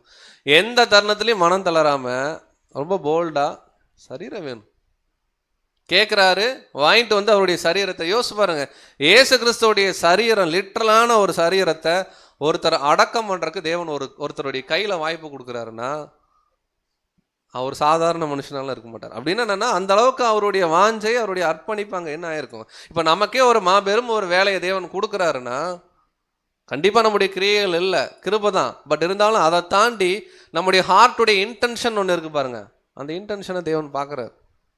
ஒருவேளை அது அவருக்கு ஏற்புடையதாக இருக்குன்னா சில காரியங்களை தேவன் அவருடைய கிருபையில் என்ன பண்ணுறாங்கன்னா கொடுக்குறாங்க. இங்கே அதான் பண்ணுறாரு. யோசேப்பு அந்த சரீரத்தை வாங்குறாரு. சரி, இவர் யாருன்னா பெரிய பணக்காரன் மட்டும் இருக்கு. அது மாத்திரமல்ல, அந்த யூதர்களுடைய சான்ஹெரிடன் அப்படின்னு சொல்கிறோம் இல்லைங்களா, அந்த ஆலோசனை சங்கம், அதில் இவர் ஒரு மெம்பராக இருந்திருக்காரு. இவரும் ஒரு மெம்பர் தான், நிக்கோதேமஸும் ஒரு மெம்பராக இருந்திருக்கிறாரு. வாசிக்கலாம் லூக்கா 23:50. லூக்கா 23:50 வசனம். யோசேப்பு என்னும் பேர் கொண்ட ஒரு ஆலோசனைக்காரன் இருந்தான். அவன் உத்தமனும் நீதிமானுமாய் இருந்தான். பாருங்க, அவர் ஒரு அந்த கவுன்சில்ல ஒரு மெம்பர் தான் ஆலோசனைக்காரன் சொல்லப்பட்டிருக்கு. அவன் உத்தமனும், அதாவது அந்த ஜூயிஷ் கவுன்சிலில் எவ்வளவோ கேசஸ் போயிருக்கும். ரைட்டுன்னா ரைட்டு, தப்புன்னா தப்புன்னு சொல்லக்கூடிய ஒரு உள்ளார்ந்த இருதயம் கொண்ட ஒரு மனுஷனாக இருந்திருக்கிறார். அதனால தான் அவர் கர்த்தருக்கு என்னவா இருக்காருன்னா சீஷனாக இருந்திருக்காரு. இவர் என்ன பண்ணி இருந்திருக்காருன்னா, இவங்க எல்லாம் சேர்ந்து டிசைட் பண்ணுறாங்கல்ல இவரை வந்து கொன்றலான்னு சொல்லி, ப்ராபப்ளி அந்த மீட்டிங்கில் இவர் இருந்திருக்கணும். இவர் இருந்து எதிர்ப்பு தெரிவிச்சிருக்கலான்றாங்க. இல்லைன்னா இல்லாமல் இருந்திருக்கு. 2 ஆப்ஷன் தான். பட் ஆனால் இவருக்கு அது பிடிக்கல. இயேசு கிறிஸ்துவை கொல்றது அப்படிங்கிறது இவருக்கு உடன்பாடு இல்லை அப்படிங்கிறது பைபிள் வசனத்திலே இருக்கு. லூக்கா 23:51. லூக்கா 23:51 வசனம். அவன் யூதருடைய பட்டணங்களில் ஒன்றாகிய அரிமத்தியாவிலிருந்து வந்தவனும் தேவனுடைய ராஜ்யத்துக்கு காத்திருந்தவனும் யூதர்களுடைய ஆலோசனைக்கும் செய்கைக்கும் சம்மதியாதவனுமாய் இருந்தான். கிளியரா ஸ்கிரிப்சர்ஸ் நமக்கு என்ன சொல்லுதுன்னா, இவர் வந்து பக்கத்து சிட்டியிலேருந்து வந்திருக்காரு உண்மை. ஆனால் இவருடைய எதிர்பார்ப்பு எப்படி இருக்குன்னா தேவனுடைய ராஜ்யம். இது யார் எழுதுறாருன்னா லூக்கா. லூக்காக்கு எப்படி தெரியும்? லூக்காவே பின்னாடி தான். இதுதான் தேவனுடைய பரிசுத்த ஆவி. அப்போது அந்த சிறியராக இருக்கக்கூடிய இந்த யோசேப்பு அவருடைய விஷயங்கள் கூட மறைக்கக்கூடாதுன்னு சொல்லி தேவன் பரிசுத்த ஆவியுடைய ஏவுதலில் லூக்கா மூலமாக அதை என்ன பண்ண சொல்கிறாருன்னா ரெக்கார்ட் பண்ண சொல்கிறார். லூக்கா யார்கிட்டயே கேட்டு தெரிஞ்சிருப்பார். பட் ஆனால் அதை ரெக்கார்ட் பண்ண தேவன் அனுமதிக்கிறார்ல. என்ன வார்த்தை வருதுன்னா, அவன் தேவனுடைய ராஜ்யம் வர காத்திருந்தான். யூதர்களும் யூதருடைய ஆலோசனைக்கும் அவர் என்ன ஆகலை. அப்படின்னா இந்த குற்றமில்லாத ரத்தத்தை என்ன பண்ணல, அவர் இந்த பனிஷ்மெண்ட்டுக்கு அவர் ஒத்துக்கல. ஸோ ஒரு சீக்ரெட் டிசேபிளாக இருந்திருக்காரு. சான்ஹெரிடனில் ஒரு மெம்பராக என்ன இருக்காருன்னா காணப்படுறார். பட் இவரை வச்சு தேவன் ஒரு ப்ராஃபஸி அங்கே ஃபுல்ஃபில் பண்ணுறார். கர்த்தர் மரிக்கும் போது அவர் அக்கிரமக்காரரில் ஒருவராக சிலுவையில் போடப்படுவார். ஆனால் அவர் மரிக்கும் போது ஐஸ்வர்யவானோடே கூட இருப்பார். இந்த ப்ராஃபஸியோடைய டைரக்ட் ஃபுல்ஃபில்மெண்ட் யாருன்னா ஜோசப். இவர் வாசிக்கலாம் ஏசாயா 53:9. ஏசாயா 53:9 வசனம். துன்மார்க்கரோடே அவருடைய பிரேத குழியை நியமித்தார்கள். ஆனாலும் அவர் மரித்த போது ஐஸ்வர்யவானோடே இருந்தார். அவர் கொடுமை செய்யவில்லை, அவர் வாயில் வஞ்சனை இருந்ததும் இல்லை. தேவன் திரும்ப ரெக்கார்ட் பண்றார். அவர் துன்மார்க்கரோடு இருக்கிறாருங்கிறதுக்காக அவர் மோசமானவர் இல்லை. கீழே சொல்றார், அவர் கொடுமை செய்யல. கவனிக்கிறோம், அவர் அக்கிரமக்காரரில் ஒருவராக எண்ணப்படணும் அப்படிங்கிறதான் அந்த கல்வர்கள் மத்தியில் நிற்கிறது. பட்டயம் எடுத்துகிட்டு போனது கூட அதுக்காக தான் நம்ம பார்க்குறோம் தீர்க்க தரிசனத்தில். ஆனால் வசனம் கிளியராக ஃபுல்ஃபில் ஆகுது. அவர் மரித்த போதோ, இது நடக்கிறதுக்கு 2000 வருஷம் முன்னாடி ஏசாயா எழுதுறார். இதோடைய ஃபுல்ஃபில்மெண்ட்டு இந்த ஜோசப் அப்படிங்கிற ஒரு சகோதரன். அவர் மரித்த போதோ ஐஸ்வர்யவானோடு இருந்தார்னா, நீங்கள் நல்லா கவனிக்கலாம், அவர் உயிர் தெழுந்த பிறகு பிதாவாகிய தேவன்கிட்ட போனார் எடுத்துக்கலாம், இல்லை தேவன்கிட்ட அவருடைய ஆவி இருந்துச்சு, அந்த கோணத்தில் இதை எடுத்துக்கலாம். பட் இதை டைரெக்டான ஃபுல்ஃபில்மெண்ட்டாக நம்ம எப்படி பார்க்கலாம்னா, அந்த ஐஸ்வர்யவான்ங்கிறது கட்டாயமாக இந்த யோசிப், இந்த அரிமத்தியா ஊரானாகி யோசிப். இந்த சரீரத்தை இவர் வாங்கிட்டு போய் துப்பட்டியில் சுற்றும் போது இன்னொரு அந்தரங்க சீசன் ஓடி வராரு குடுக்குடு. ரொம்ப நாளாக ஹார்ட்டுக்குள்ளே இருந்துச்சு, இவரால் ரிவீல் பண்ணவே முடியல. இவரை குறித்து சமீபத்தில் சில டாக்குமெண்ட்ரிஸ்லாம் வந்துச்சு. ஆக்சுவலாக அந்த கேரக்டரில் வந்த நபர் தான் இவர். உங்களுக்கு தெரியுதான்னு தெரில இந்த ஃபோட்டோ. அவ்வளோ ஒரு, அதாவது இவரால் அதை எக்ஸ்பிரஸும் பண்ண முடியாது, இவரால் அந்த ஜூயிஷ் அந்த மெம்பர்ஸ்குள்ளே இவரால் ஃப்ரீயாகவும் இருக்க முடியாது, உடன்பாடு இருக்கிற மாதிரி இருக்கும், இல்லாத மாதிரி இருக்கும், ரொம்ப கஷ்டப்படுவார். இந்த நிக்கோதேம் என்ன பண்ணுறாங்கன்னா, இறுதியில் கர்த்தருடைய சரீரத்துக்கு அந்த அடக்க ஆராதனையில் இவரால் முடிஞ்ச உதவியை செய்ய என்ன பண்ணுறாருன்னா வர, முடிஞ்ச உதவின்னு சொல்ல முடியாது, அந்த மாதிரி உதவி யாரும் பண்ண மாட்டாங்க. வாசிக்கலாம், யோவான் 19:39. யோவான் 19:39. ஆரம்பத்திலே ஒரு ராத்திரியில் இயேசுவினிடத்தில் வந்திருந்த நிக்கோதேமு என்பவன் வெள்ளை போலமும் கரிய போலமும் கலந்து ஏறக்குறைய 100 ராத்தல் கொண்டு வந்தான். நம்ம வேற ஏதோ நிக்கோதேமு நினச்சிடக்கூடாதுல்ல, பேர் வந்தோன்னா தேவன் அங்கே ரெக்கார்ட் பண்ணுறாரு. ஏன்னா யோவான் தான் ரெண்டுமே எழுதுறாரு. யோவான் 3 அது வருது, 19 வருது. ஆரம்பத்திலே ஒரு ராத்திரி நான் தேவனுடைய ராஜ்யத்துக்கு போகணும், மறுபடியும் பிறக்கணுமா, இதெல்லாம் கேட்குறாரு. ஆக்சுவலாக அந்த இன்சிடென்ட் படித்து பார்த்தீங்கன்னா இவர் எதுவும் கேள்வி கேட்குற மாதிரியே இருக்காது, ஆண்டவர் பதில் சொல்லிட்டே இருப்பார். இவருடைய ஹார்ட்டோடைய இன்டென்ஷன் என்ன பண்ணுறாருன்னா, ரீட் பண்ணிவிட்டு ஆண்டவர் பேசிகிட்டே இருப்பார். இங்கே என்ன நிகழ்துன்னா, ஒரு 100 ராத்தல், அந்த வெள்ளை போலம் கரிய போலம்ன்றது அது ஒரு ஃப்ராக்ரன்ஸ், டேபர்நாக்கில் பயன்படுத்தப்பட்டிருக்கு நிறைய இடத்துல. ரொம்ப எளிமையாக பார்க்குறதா இருந்தால் பாருங்கள், இந்த மாதிரி இருக்கும். இதை சுத்திகரிப்புக்காக பயன்படுத்துவாங்க. எஸ்தர் புஸ்தகத்தில் கூட இந்த வெள்ளை போலத்தை குறிச்சிருக்கும். அவங்க 3 மாதம் அந்த ராணியாக அங்கே இருக்கும் பொழுது அந்த சுத்திகரிப்பின் வேலைகளுக்காக அவங்க இருப்பாங்க அந்த ப்ராசஸில். இதுக்கெல்லாம் இது பயன்படுத்தப்பட்டிருக்கும். வெள்ளை போலங்கிறது பாடுகள் அதெல்லாம் அதுக்கு அடையாளமாக இருக்கும். பட் இங்கே என்ன புரிஞ்சுக்கலாம்னா, அவர் கொண்டு வந்தது 100 ராத்தல்.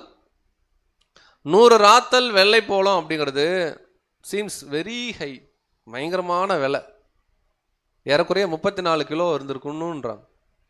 இயேசு கிறிஸ்துடைய சரீரத்தில் பாதி எடைக்கு ஏறக்குறைய ஆண்டவர் நியர்லி 70 கேஜிஸ் இருந்திருக்கலாம் அப்படின்றாங்க. ஏறக்குறைய அவர் சரீரத்தில் பாதி எடுத்துகிட்டு வர்றார். இப்போ நீங்கள் யோசிச்சு பாருங்கள் அன்பு சகோதர சகோதரிகளே, இங்கே நம்ம கர்த்தரை நேரில் பார்க்குறது இல்லை, கரெக்டாக? ஆனால் கர்த்தரை பார்க்குற மாதிரி யாரை பார்க்குறோம்னா, அவருடைய சரீரத்தில் இருக்கக்கூடிய அங்கங்களை. ஆண்டவர் என்ன சொல்கிறாருன்னா, இந்த சிறியருக்கு நீங்கள் எதை செய்கிறீங்களோ அதை எனக்கு, இவ்வளோ அடையாளங்களையும் பெற்றுக்கொண்டு இப்போ ஒரு உடன் சகோதர சகோதரிகளுக்கு நம்ம செய்யக்கூடிய சேவை இந்த மாதிரி இருக்கணுங்கிறார்.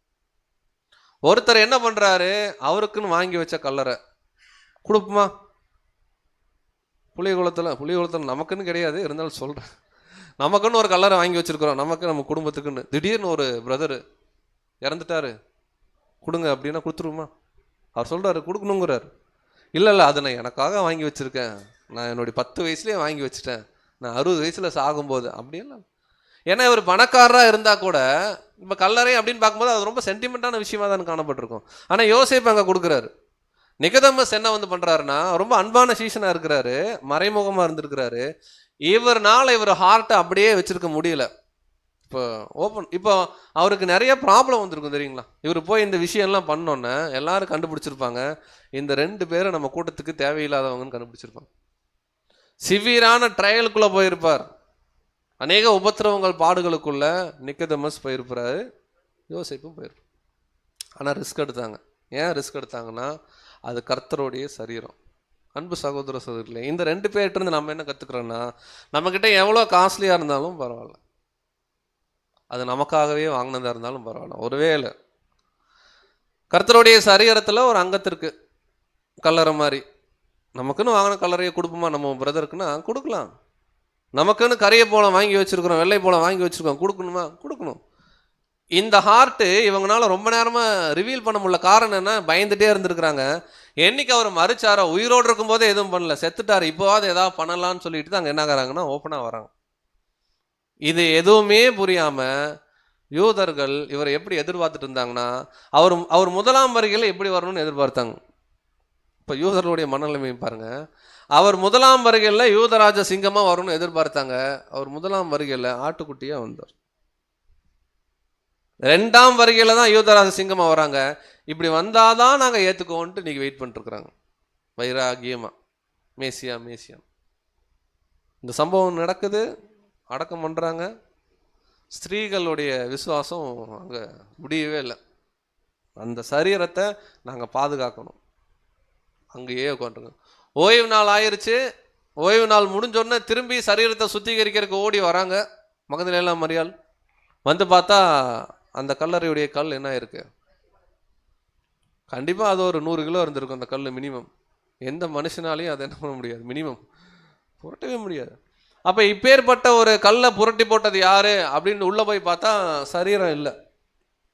ரொம்ப ஃபீல் பண்ணுறாங்க. வாசிக்கலாம்.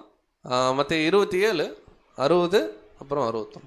மத்தேயு 27:60 தான் கன்மலையில் வெட்டியிருந்த தன்னுடைய புதிய கல்லறையிலே அதை வைத்து கல்லறையின் வாசலில் ஒரு பெரிய கல்லை புரட்டி வைத்து போனான். பாருங்க, ஒரு பெரிய கல்லை புரட்டி போடுறாங்க. நமக்காக யார் அந்த கல்லை புரட்டி போடுவான் அப்படின்ட்டு தான் ஓடுவாங்க. ஏன்னா அவர் சரீரத்துக்கு போய் என்ன பண்ணும், சுத்திகரிப்பு செய்யணும்னு போய் பார்த்தா கல் என்ன இருக்கு. இவங்க எங்க உட்காந்துருக்குறாங்கன்னா, இப்படி மூடி வச்சோடனேயே பக்கத்திலேயே உட்காந்துருக்குறாங்க. யாருன்னா மகதலேனா மரியாள். வாசிக்கலாம் 61. மத்தேயு 27:61. அங்கே மகதலேனா மரியாளும் மற்ற மரியாளும் கல்லறைக்கு எதிராக உட்கார்ந்திருந்தார்கள். யார் பரியல் கிரவுண்ட்லேயே உட்காந்துருப்பான்? யோசிச்சு வர முடியுமா? முடிஞ்சிச்சு, அவ்வளோதான், வாங்க போகலாம் அப்படின்னா அந்த பாசம் தொடர்ந்துட்டே இருக்கு. இவங்கனால இதை டைஜஸ்டே பண்ண முடியல இந்த ஸ்திரீகளால். தேவனுடைய அங்கே சட்டம் அங்கே தீட்டு படக்கூடாது அப்படின்றனால தான் அன்னைக்கு கிளம்பி போகிறாங்க. ஓய்வு நாள் முடிஞ்சு வராங்க. ஆனால் அந்த தருணத்தில் அங்கேயே வெயிட் பண்ணுறாங்க. இப்போ திருப்பி இருட்டோட எழுந்து ஓய்வு நாளுக்கு அப்புறம் அவங்க கிளம்பி வரும்போது அங்கே கல் இல்லை. ரட்சகர் என்ன ஆயிட்டாருன்னா போயிட்டு இருந்துட்டு நம்ம படிக்கலாம். சங்கீதம் 16:10. 16ஆம் சங்கீதம் 10. என் ஆத்துமாவை பாதாளத்தில் விடீர், உம்முடைய பரிசுத்தவானி அழிவை காண ஒட்டீர். உம்முடைய பரிசுத்தவான் அழிவை என்ன பண்ண மாட்டாங்க. ஸோ கர்த்தர் இயேசு என்ன பண்ணாருன்னா, சரியாக 3ஆம் நாளில் அவர் உயிர் தெழுறார். உயிர் தெழுந்த பிறகும் இந்த ஃபெய்த்தில் இருந்த அந்த மரியாள்கிட்ட தான் என்ன பண்ணுறாருன்னா சொல்கிறார், நான் உயிர் தெழுந்துட்டேன்னு போய் உன்னுடைய சகோதரர்கிட்ட என்ன பண்ணேன் சொல்லு, நான் எங்கள் அப்பா கிட்ட போகணும். அதுக்கப்புறம் தான் ஏறக்குறைய 11 முறை அப்போஸ்தலருக்கு ஒவ்வொரு இடத்துலையும் என்ன ஆகுறாருன்னா காட்சியாக. அன்பு சகோதர சகோதரர்களே, நம்ம பாடத்தை கன்க்ளூட் பண்ணலாம். ஸோ பாடத்தை எங்கே ஆரம்பித்தோம்னா, கர்த்தர் இயேசு மரிச்சதிலிருந்து உயிர் தெழுதலுக்குள்ளே போகல, உயிர் தெழுதலுக்கு முன்னாடி நடக்கிற ஈவெண்ட்ஸ் என்னன்னு பார்த்தோம். அதில் முதல் ஈவெண்ட் நம்ம என்ன பார்க்குறோம் அப்படின்னு பார்க்கும் பொழுது, அந்த தேவாலயத்துடைய திரைச்சீலை அங்கே மேலிருந்து கீழாக கிழிக்கப்பட்டுச்சுன்னு பார்க்குறோம். இது தேவனே பண்ணின அடையாளம். இது எதற்கு அடையாளமாக இருக்குன்னா, picturing the opening of the high calling. அதாவது பரம அழைப்பு அப்படிங்கிறது முதல் முறையாக தேவன் ஓப்பன் பண்ணுறதுக்கு அடையாளமாக தேவன் சைடிலிருந்து நிகழுது. இதுக்கு கர்த்தர் இயேசு அவர் கொடுத்த ஜீவன், அந்த நீதி, கரெக்டாக இல்லைங்களா, அந்த நீதி சாட்டிஸ்ஃபைட் ஆனோன்னு இந்த மாபெரும் வாய்ப்புக்குள்ளே தான் இன்றைக்கி நம்ம வந்திருக்கிறோம். நாம் இந்த வாய்ப்புக்குள்ளே வர்றதுக்காக ஒரு அருமையான தேவனுடைய பிள்ளை, அவருடைய குமாரன், அவர் ஜீவன் என்ன பண்ணியிருக்கார். ஒருவேளை இந்த வாய்ப்புலேருந்து நம்ம வெளியே போகிறோன்னு வச்சுக்கோங்களேன், நம்ம பெற்றுக்கொண்ட அந்த மேன்மையை நம்ம என்ன பண்ணல. அதனால தான் பவுல் சொல்கிறார், அவருடைய குமாரனை மீண்டும் காலின் கீழே போட்டு நீங்கள் என்ன பண்ணுறீங்க, உணர்ந்த பிறகுலாம் திரும்பி மனம் மாறுது அப்படின்னா அந்த மனசை திருப்பி என்ன பண்ண முடியாதுன்னா, புரியல அப்படின்றது வேற, புரிஞ்சு மனம் மாறுறதுன்றது வேற. நம்ம எந்த கண்டிஷன் நம்ம பார்த்துக்கலாம். 2வது பாயிண்ட் பார்க்குறோம், அந்த கல்லறைகள் அங்கே பிளக்குது, பரிசுத்தவான்கள்லாம் உயிரோடு வந்தாங்கன்னு பார்க்குறோம். லிட்டரலாக அங்கே ஒரு ரிசரக்ஷன் நடந்திருக்கு. எதற்கு அடையாளமாக இருக்குன்னா, உலக ஜனங்களுடைய ரட்சிப்பு, அவங்களுடைய உயிர்த்தெழுதலுக்கு. ஏன்னா முதல்ல சபை கோர்ஸ் முடிக்கணும், அப்புறம் உலக ஜனங்கள் ரட்சிப்புக்குள்ளே வரணும். 3வது பார்க்குறோம், அங்கே 100க்கு அதிபதியும் அவங்கள சேர்ந்தவங்களும் என்ன பண்ணுறாங்கன்னா, இவர் தான் தேவனுடைய குமாரன் அப்படின்னு சொல்கிறாங்க. அப்படி சொன்ன விஷயம் த யூனிவர்சல் நாலேஜ். யூதர்கள் மாத்திரமல்ல, உயிர்த்தெழுதலின் நாட்களில் புற ஜாதிகளும் இவர் தான் சன் ஆஃப் காட், இவர் தான் மேசியாங்கிறத உயிர் தெழுந்த பிறகு என்ன ஆக போகிறாங்கன்னா ஒத்துக்க போகிறோம். கடைசியாக பார்த்த 2 விஷயங்கள் நம்ம எளிமையாக பார்த்தோம்னா, அங்கே விசுவாசமுள்ள ஸ்திரீகள் வந்து சிலுவைக்கு கடைசியாக தான் வந்தாங்க, ஆனால் கல்லறைக்கு முதல்ல. இன்றைக்கி அந்த கண்டிஷனில் தான் நம்ம இருக்கிறோம். கடைசியாக இந்த வாய்ப்புக்குள்ளே வந்திருக்கிறோம். அன்பு சகோதர சகோதரிகளே, வாய்ப்பு தான் கடைசியாக வந்திருக்குமே தவிர நம்ம முடித்தோம்னா சரியான இடத்துல முடிக்கலாம். இன்றைக்கி அந்த கல்லறையை நோக்கி தான் என்ன இருக்கிறோம், வந்திருக்கிறோம். ஸோ இறுதியாக பார்க்குறோம் சில சீக்ரெட் டிசேபிள்ஸ். யாருன்னா நிக்கதமஸும் அரிமத்தியா ஒருவனாகி யோசேப்பும். ஸோ அவங்க வந்து இயேசு கிறிஸ்துவோடைய வரியல்ல அவங்களுக்கு உண்டான வேலையை செஞ்சாங்க. ஸோ இதுவும் வந்து ஒரு தீர்க்க தரிசனத்தோடைய நிறைவேறுதலாக காணப்படுது. ஸோ இந்த பாடத்தில் நாம் என்ன கற்றுக்குறோம், கோர் பாயிண்ட்டை என்ன பார்க்குறோம்னா, விசேஷமாக நம்முடைய கர்த்தர் நமக்கு கொடுத்த மீட்கும் பொருள் வந்து அதுக்கு வேல்யூவே கிடையாது, அதுக்கு விலையே இல்லைங்கிறது தான் இவங்க எல்லாம் செய்கிறாங்க. தேவன் ஒரு அடையாளம் காமிக்கிறாரு, ஏன்னா இது யாருனாலையும் பண்ண முடியாது. கரெக்டாக இல்லைங்களா? இதுவும் யாராலையும் பண்ண முடியாது. ஒட்டுமொத்த உலகமும் அவரை மேசியான்னு ஒத்துக்கிறது. பர்டிகுலராக இவங்க கிட்ட இருக்கக்கூடிய எல்லாம் காஸ்ட்லியான விஷயம். கரெக்டாக இல்லைங்களா? இவங்க வந்திருப்பாங்களா இல்லையா? லாசரோவுடைய சகோதரி மரியாள், மற்ற மரியாள்னு இருக்கு இல்லைங்களா? எல்லாருமே கவனித்து பார்த்தீங்கன்னா அவங்க கிட்ட இருக்கக்கூடிய பெஸ்ட்டை வந்து கர்த்தருக்காக கொடுத்தாங்க. இப்போ அதே கண்டிஷனில் தான் இருக்கிறோம். எங்கள் சகோதரர்களாக இருக்கிறோம், சகோதரிகளாக இருக்கிறோம். சத்தியம் ஒருத்தருக்கு 50% புரியும், ஒருத்தருக்கு 60% புரியும், ஒருத்தருக்கு 90% புரியும். அறிவில் குறைபாடுகள் முன்ன பின்ன இருக்கலாம், பட் உணர்வுன்றது எல்லாருக்கும் ஒன்று தான். அந்த உணர்வை தான் தேவன் ஆக்சுவலாக கேட்குறாரு. அறிவு என்ன பண்ணல, அறிவு சம்டைம்ஸ் இருமாப்போ உருவாகும். இப்போ உணர்வுன்றது என்னென்னா, நமக்காக கர்த்தர் ஜீவன் கொடுத்து மாபெரும் அழைப்பை கொடுத்துருக்கிறாரு. இந்த அழைப்பில் எனக்குன்னு ஒரு பங்கு இருக்குது. இந்த பங்கில் நான் இப்படி இருந்தால் அவர் மகிமைப்படுற மாதிரி இருக்கலாம். இந்த நாலேஜ் பேசிக்காக எல்லாருக்கும் இருக்குது. கரெக்டாக இல்லைங்களா? அந்த நாலேஜை மட்டும் வச்சுக்காம உணர்வோடு கூட இருதயத்தோடு கூட எப்படி இந்த சீஷர்கள் ஒரு அர்ப்பணிப்பை காமிச்சாங்களோ, பின்னாடி அப்போஸ்தலர்கள் அவங்களுடைய அர்ப்பணிப்பு ரொம்ப அருமையாக இருந்துச்சு, அவங்களுடைய மரணம் வரைக்கும். ஸோ அதே போல் நம்முடைய அர்ப்பணிப்பானது கர்த்தர் இயேசு நமக்கு முன்மாதிரி, மற்ற அவருடைய சீஷர்களும் முன்மாதிரி. அந்த முன்மாதிரியை நாம் பின்பற்றி சீக்கிரமாக நம்ம சபையாக சென்று சேர தேவன் தாமே கிருபை செய்வாராக. பொறுமையோடு கேட்டவங்கள் அனைவரையும் தேவன் தாமே ஆசீர்வதிப்பாராக. ஆமென்.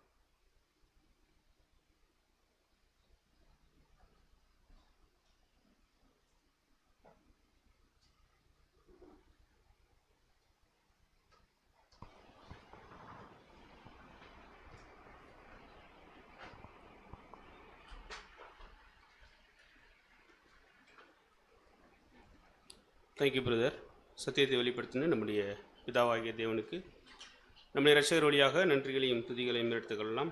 தூது கொடுத்த நம்முடைய அன்பு சகோதரர்களுக்கும் சபையின் சார்பாக நன்றியை தெரிவித்துக் கொண்டு, இந்த ஒரு கூடுகையினுடைய நிறைவு பாடலாக நாம் யாவரும் எழுந்து நின்று நம்முடைய பாடல் புஸ்தகத்தில் உள்ள 155வது பாடலை அனைவரும் சேர்ந்து பாடுவோம். பாடலுக்கு பின்பு நம்முடைய அன்பு சகோதரர் ஜெயக்குமார் அவர்கள் நம்மளை ஜெபத்தில் வழிநடத்துவார்.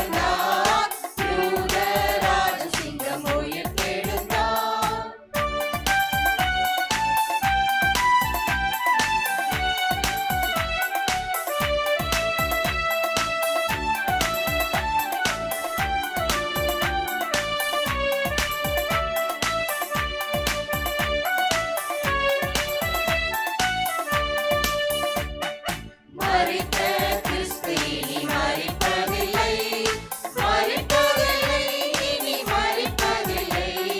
யூத ராஜசிங்கம் உயிர்த்தெழுந்தார், உயிர்த்தெழுந்தார், மரணத்தை ஜெயித்தெழுந்தார். யூத ராஜசிங்கம் உயிர்த்தெழுந்தார்.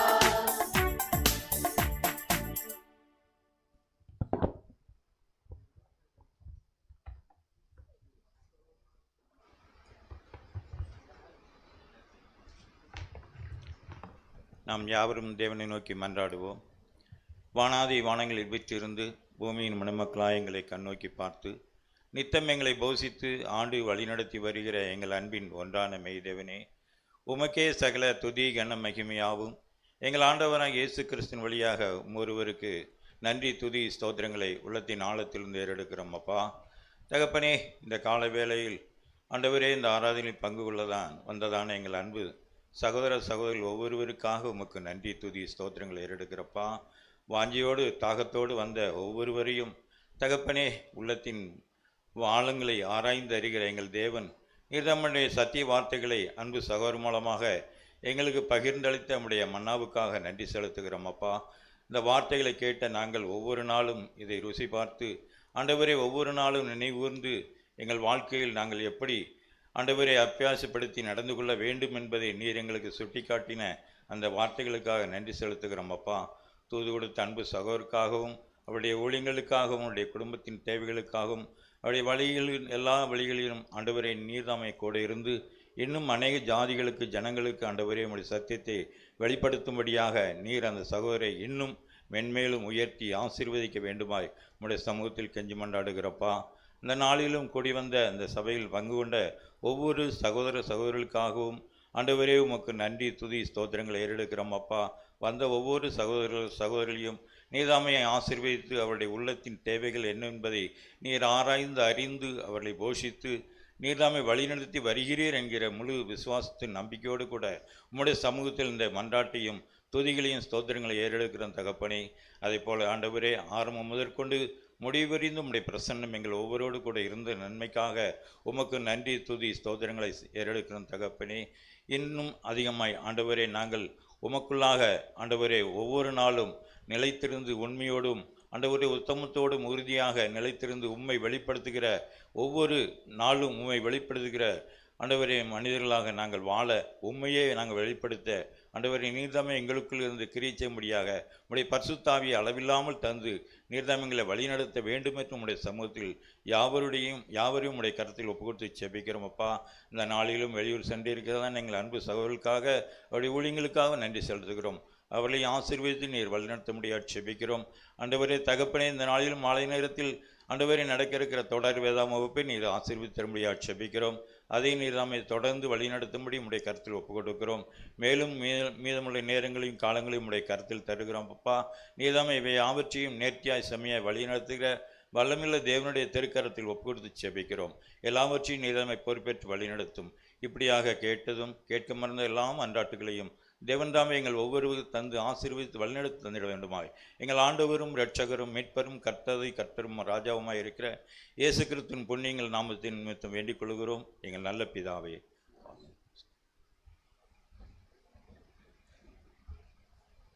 Thank you brother. சபையார் யாவரும் மும்முருவோம். சபையாருக்கான அறிவிப்பு.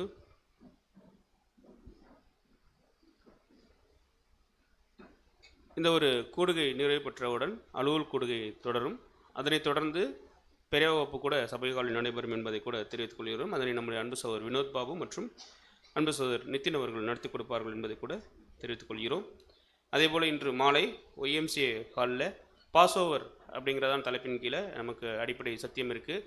இதற்காக அன்பு சகோதர சகோதரிகள் யாரெல்லாம் நீங்கள் ரெஃபரன்ஸ் கொடுத்து கூப்பிட்டு வந்திருக்கீங்களோ அவர்களை தொடர்ந்து அழைத்து கொண்டு வரும்படியாக கூட கேட்டுக்கொள்கிறோம். நம்முடைய சபைகாலில் வரக்கூடிய செவ்வாய்க்கிழமை என்று ரீபின்ஸ் பாடமும் வெள்ளிக்கிழமை என்று யோபுவினுடைய பாடமும் குறித்த நேரத்தில் சபைகாலில் நடைபெறும் என்பதை கூட தெரிவித்துக் கொள்கிறோம். வெளியூர் சென்றிருக்கிறதான நம்முடைய அன்பு சகோதரருடைய பெயர்களை உங்கள் மத்தியில் நம்ம வாசிக்கிறோம். திருச்சிக்கு நம்முடைய அன்பு சகோதரர் சிந்தன் அவங்க போயிருக்காங்க. திருப்பூர் பகுதிக்கு நம்முடைய அன்பு சகோதரர் ஜேம்ஸ் பாஸ்கர் அவங்க போயிருக்காங்க. மதுரை ஏபிஆர் எக்லீஷியாவுக்கு நம்முடைய அன்பு சகோதரர் சதீஷ் அவர்கள் போயிருக்காங்க. எடப்பாடி எக்லீஷியாவுக்கு நம்முடைய அன்பு சகோதரர் திவாகர் அவர்கள் போயிருக்காங்க. அதே நேரத்தில் வந்து பார்த்திங்கன்னா சத்தியமங்கலம் பகுதிக்கு நம்முடைய அன்பு சகோதரர் தினேஷ் அவர்கள் போயிருக்காங்க என்பதையும் கூட தெரிவித்துக் கொள்கிறோம். வெளியேறு சென்றிருக்கக்கூடியதான நம்முடைய